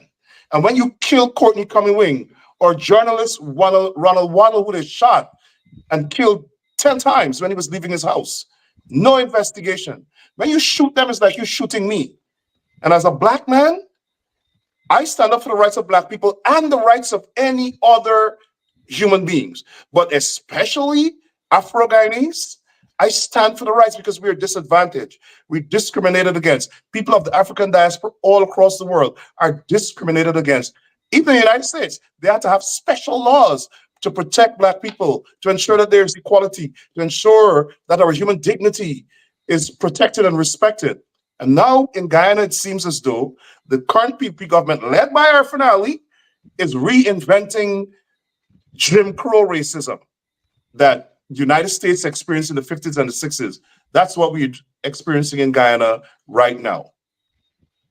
But you see, it's important that we hear the input coming from a number of different sides, in a sense, because especially with what we are facing, there's some that may wonder, pertaining to the type of segment that we're having with this. But what this segment is actually about, in my view, is to warn us and to caution us with regards, particularly to our cybercrime bill, because this is a serious matter which is played out in Guyana. We have seen it played out in Guyana, so we know what is in store for Barbados if the cybercrime bill in its current state or form is passed. We know that for a fact. And what we were sharing earlier tonight, Rickford, was the fact that we have a prime minister. Well, I expressed it this way: this globe trotting all over the world, and we are not seeing any results for the ordinary Barbadian on the street as a result of that globetrotting. We're not seeing people coming into the country, AI investors or people who are doing technology development or production or anything like that. We're seeing none of that coming to the country as a result of that globetrotting. But what we are seeing is a lot of talk about, first of all, of course, climate change. We are seeing a lot of increased debt to Barbados, but we're not seeing the results that Barbadians can benefit from. And so I know you have to run. I want to thank you for taking the time to join us tonight for the brief time that you've been here. After you go, myself and Kimar and Rose will just continue a bit of a discussion. We'll look at some of the comments, but we want to thank you for alertness to the things that are happening with yourself as illustrative, and that's how I And it's see it. not only me. I don't want to be said. It's not only me. They're attacking Paul Slow, the former deputy commissioner who's been speaking out. They're attacking Melissa Atwell, who's a social media person who's been speaking out as well. They just attempted to plant drugs in our mother's home. Luckily, people caught them. So it's a whole, this is what, and all of this happened on the Bar Jack Day. It's just a repeat of the same thing. This PPP government, does not believe in the freedom of Afro-Guyanese. They don't believe that we have a right to speak. Let me say this before I go.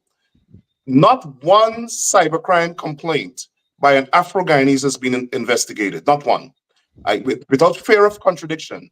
No one who's complained about anything anybody from the government or their supporters say has been investigated by the police. A young East Indian gentleman, about 17 years old, called Imran, went on social media, said, kill out all the black people in the country, poison them out, right? And the Ethnic Relations Commission asked him to apologize. You think I could say that? They would put me in jail. Well, if I were in Guyana. But you had the Shadow Minister of Foreign Affairs, MP Amanza Walton Desir, who filed cyber complaints, multiple. Former Minister Simona Brooms, Afro-Guyanese, who filed cybercrime complaints about ministers of the government. You had the same Minister of Information, Kwame McCoy, hit a female member of parliament, hit her. Nothing happened. You had the same Nigel Darmlal, who had to resign because of the alleged rape, tell a female member of parliament she needs a dildo in parliament. Nothing happened. So if you're PPP, you're above the law. If you're Afro-Guyanese or if you're East Indian and you don't support the government, the law is for you, and they use cybercrime law to shut you up. Have a good night, everybody. Thanks for having me on. Well, Thank thanks you. so much, Rickford, for being here. We appreciate you taking the time and wish you all the best as you go into your next segment, next show. And we'll be Thank in you. touch. Thank you Thank so you very much. much. Have a good night, everybody. You Thank too. you. God bless. Well, guys, I mean that was a peppered session, a peppered segment. I saw quite a few comments there in the chat, but I want to make it clear, that the reason that segment was important is to get us to understand what is going on when the cybercrime bill passes. Where their cybercrime bill that was passed, they felt gave them the capacity to reach all the way into the United States of America. And as he was speaking, my mind went back to the Shipwriters Agreement, where the United States government wanted to come into the territorial waters of the Caribbean countries without the consent and permission or advising any government in the Caribbean. Owen Arthur said not in Barbados. There are others that said yes, but Owen Arthur said no. Barbados is a sovereign country. If you want to come into our Right. waters, you have to get our permission. You have to consult with us. And it does not surprise me in hearing, because I remember, I think Ralph, someone reminded me that Ralph debunked that aspect that I mentioned to do with, reaching out in any territory to arrest Barbadians and bring them in under the cybercrime bill. But I want to hear your comments, Rose, and then back to you, Kimar, as our time counts down just before the close of the show. Your comments on what you heard, Rose. Yes, I picking up some similarities. Um, not as overt as in Guyana, because we don't have that obvious division between the Afro-Caribbean and the East Indian. That cultural racial gap, or Hmm. population. But we do recognize that there seem to be some behaviors of intimidation of sort. If you speak out, these are the repercussions, as we are hearing in Guyana. And although we don't have the extent of that, of the effects, we can look at some subtle trends. We can look at the influence of partisan affiliation. And I have never experienced it in all my time as within the period leading up to the 2018 election, and now. So we have to look at these trends and ensure that we push back so that democracy, so that the intimidation does not cause us to recoil and not to be voices of advocacy and to again say we're complaining, but voices that would keep the populace informed of what's happening. And I am glad that Kima brought to the table the president's Ali's speech and his presumptuous delivery. And we realize that it may be a part of campaigning a bigger agenda within a bigger picture for in support of the path which our leader is heading or is taking. So I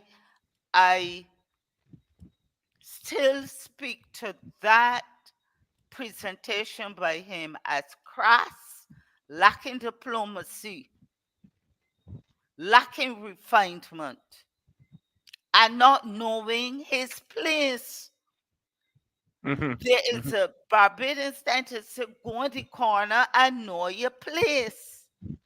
And he certainly did not know his place. And this is the first time that I would have heard from at both the DLP and the BLP conferences where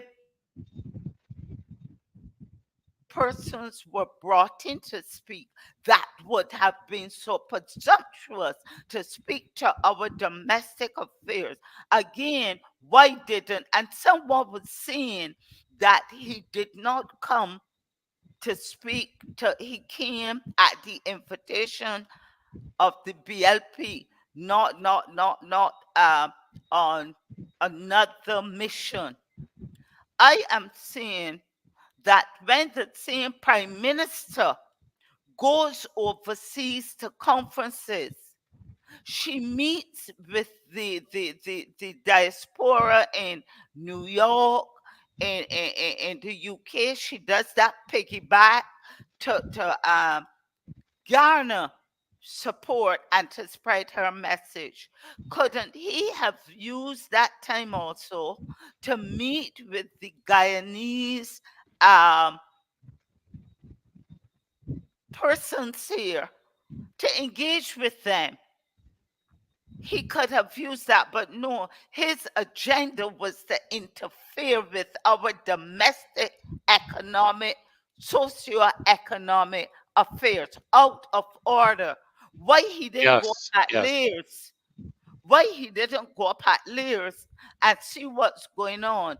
Why didn't in this water scarce and Kimar, you may come in on this. We read that they were to build the let me get back here quickly. How Yes, many, because I want to bring Kimar in quickly because we just have yes, 3 minutes how many left. So quick. reservoirs there were to build 40 a reservoir holding 20 million gallons of water from Guyana. That was a proposal that we would have made under the PDP opposition to the government on addressing the water scarcity in Barbados. Why he didn't go up and do that? But you know why, Pastor Ferdy and the public, you know that that was proposed, they visited in March 2021, and the newspaper in Guyana reported, not our local one, reported a year later, March 2023, that the food terminal was awaiting Yes. approval from Barbados Town and Country Planning. Planning. You hear Kimar, that? let's hear you in on this, Kimar, before we got 2 minutes left, just 2 minutes. Yes, yes. Let's Before we hear your before input on it.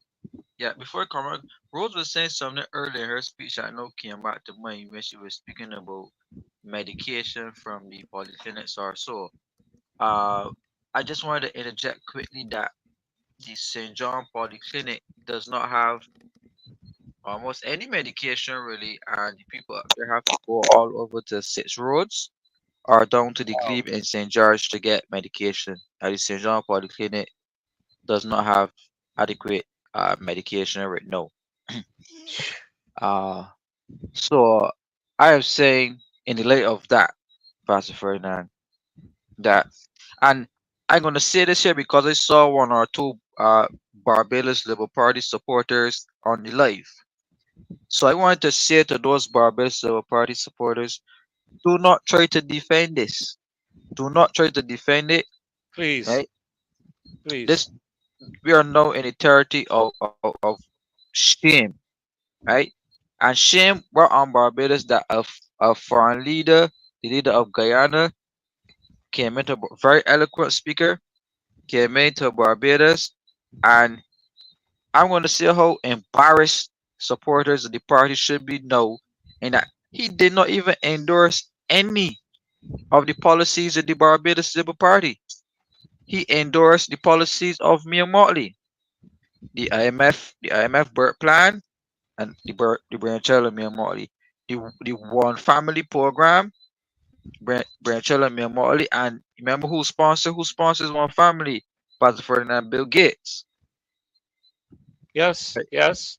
and and the IMF program. So I am saying that if he endorses these international and the Bridgestone initiative, he if he endorses these international initiatives as the reason why Barbados has now risen to prominence, Pastor Ferdinand, these programs have nothing to do with us, but No, only not a thing. supports the Prime Minister on her ascension to higher office in the United Nations or wherever she seeks it. So again, him being here was nothing about us, nothing to help us, but to aid in her campaign propaganda to assign on to her higher office, Yeah, yeah. along with promoting Carrie Simmons as the next possible replacement and next leader of the Barbados Party. But I don't know how some of the members of the cabinet are going to take that, but we'll just leave that there. Well, listen, guys, I want to thank you guys for a really great show tonight. Rose, thank you so much. I know you're in a little bit late, but thank you. You had me stretching myself tonight, but I enjoyed it. But I've shared much of the similar things that you all shared in more depth, really. And like I said, your presentation, I'm going to go back and listen to it. Kimar's, I'm going to go back and take notes because when I have to speak again on in the next general election, I know exactly what I'm going to be able to say. And once I get you all permission, it can be plagiarism. So I'm very happy with that. And I want to thank Rickford for coming on as well. You know, some people and one or two persons, and I believe there may be people you identified, Kimar, was trying to find out about the purpose of the show. Um, but that's fine, Dave. Um, the purpose of having Rickford on, but the purpose of Rickford was to show the similarities and the things that could happen and are happening as a result of a cybercrime bill in the in Guyana and them reaching across the divide to enact their legislative perspective in a country that they really have no sovereign right to do it. I was amazed at that aspect, and I don't put it past a government, not just the Ali government. I don't put it past any government, even ours here in Barbados, to do anything of that nature. We know what politicians are capable of doing. We're seeing a lot of stuff playing out in the United States right now. We're seeing a lot of stuff playing out in Africa. We know what politicians can do, so it doesn't surprise me at all. Well, so thank you also very much, Rose. Thank you for your patience and your presentation. Again, so many people commented about the quality of your presentation again tonight. So on point, and you too, Kamar, so on point, and so exposing. You see, this is the thing. Something sounds good until you have to face the opposition to it. And so the speech may have sounded really well from both of them. You know, people would have sit down there and be awed by the oratory and the information, you know. But as you highlighted, Kimar, 2017 figures being quoted, not 2022, 2023, 2024. I saw some figures recently put in Barbados at what debt level, 5 point something billion.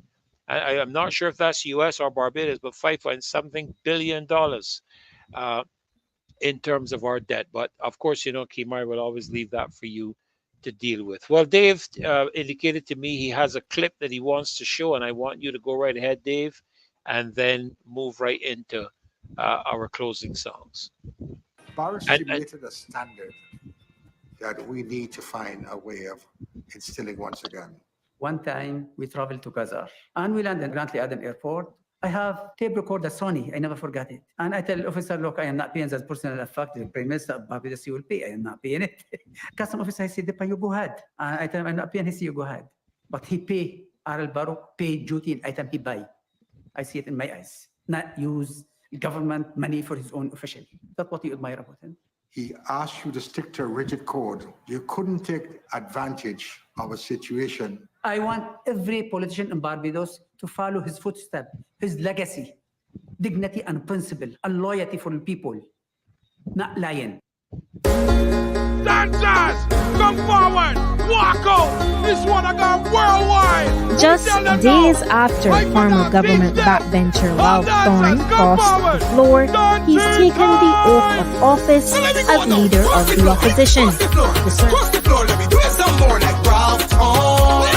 Ralph Thorne. On the other side, cross the floor, cross the floor, cross the floor, let me do some more like Ralph Thorne. Wait there, Ralph Thorne. Dancing, come back again. Our turn is the latest trend. Everybody know link up a friend. This one designed to be and more will be left over. Dancing, come back again. Our turn is the latest. Are these trips so important? Link up a friend. This one designed to be living our men. Yes, I'm for real, member. I am for real. Don't let me talk out your business. Don't let me talk out your business. All right. And I can't decide, so I'm moving with the die. Cause I'm ready to mash up the body. Oh gosh, I can mash up the body. So let me do this now. Cause I'm ready to mash up the body. Oh gosh, I can mash up the body. Yes, yes. So let me go now. Cross the floor, cross the floor, cross the floor. Let me do it some more like Ralph Thorne. Ralph Thorne. On the other side, cross the floor. There has to be some order here. Cross the floor, let me do it some more like Ralph. The Minister of Finance is not party to this present transaction, Your Honor. Ask him to keep quiet, please. And I say to you further, Mr. Speaker, that my location here is related to my conscience. I said it last year. It is well with my soul. Take a wine on the left side, and I can't decide, so I'm moving with the tide, moving with the tide. Take a wine on the right side, take a wine on the left side, and I can't decide, so I'm moving with the tide. Cause I'm ready to mash up the body. Oh gosh, I can mash up the body. So let me do this now. Cause I'm ready to mash up the body. Oh gosh, I can mash up the body. Yeah, yeah. So let me go now. Cross the floor, cross the floor, cross the floor. Let me do it some more like Ralph Thorne. Ralph Thorne. On the other side, cross the floor, cross the floor, cross the floor. Let me do it some more like Ralph Thorne. Ralph Thorne. That is my man, so whether he cross or in cross, he will always be there for us. I came to a point where I had to take the decision that if my philosophical and political views do not accord with those of government in terms of its legislation, in terms of its policy, the relationship becomes untenable. good at maths nor English. English. Pretending to be good. I pretending to be good. Just pretending to be good. I pretending to be good. I just pretending to care about people. I just pretending to care about people. I just pretending to care about people. I just pretending to care about people. Pretending. And I'm pretending to be good at maths nor English. I just pretending to care about people. And I'm pretending to be good at maths nor English. I just pretending to care about people. I'm pretending to be good. And I'm pretending to be good at maths nor English. I just pretending to care about people. And I'm pretending to be good at maths nor English. I just pretending to care about people.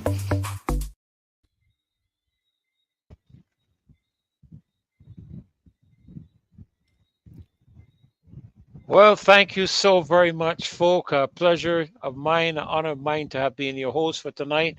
And I want to thank my guests, presenters, Rose and Kimar and Rickford, for being on the show tonight. We thank you for all the education and information we've shared, all the questions you've asked, all the not solutions, but all of the what is it you call them again, Rose? All of the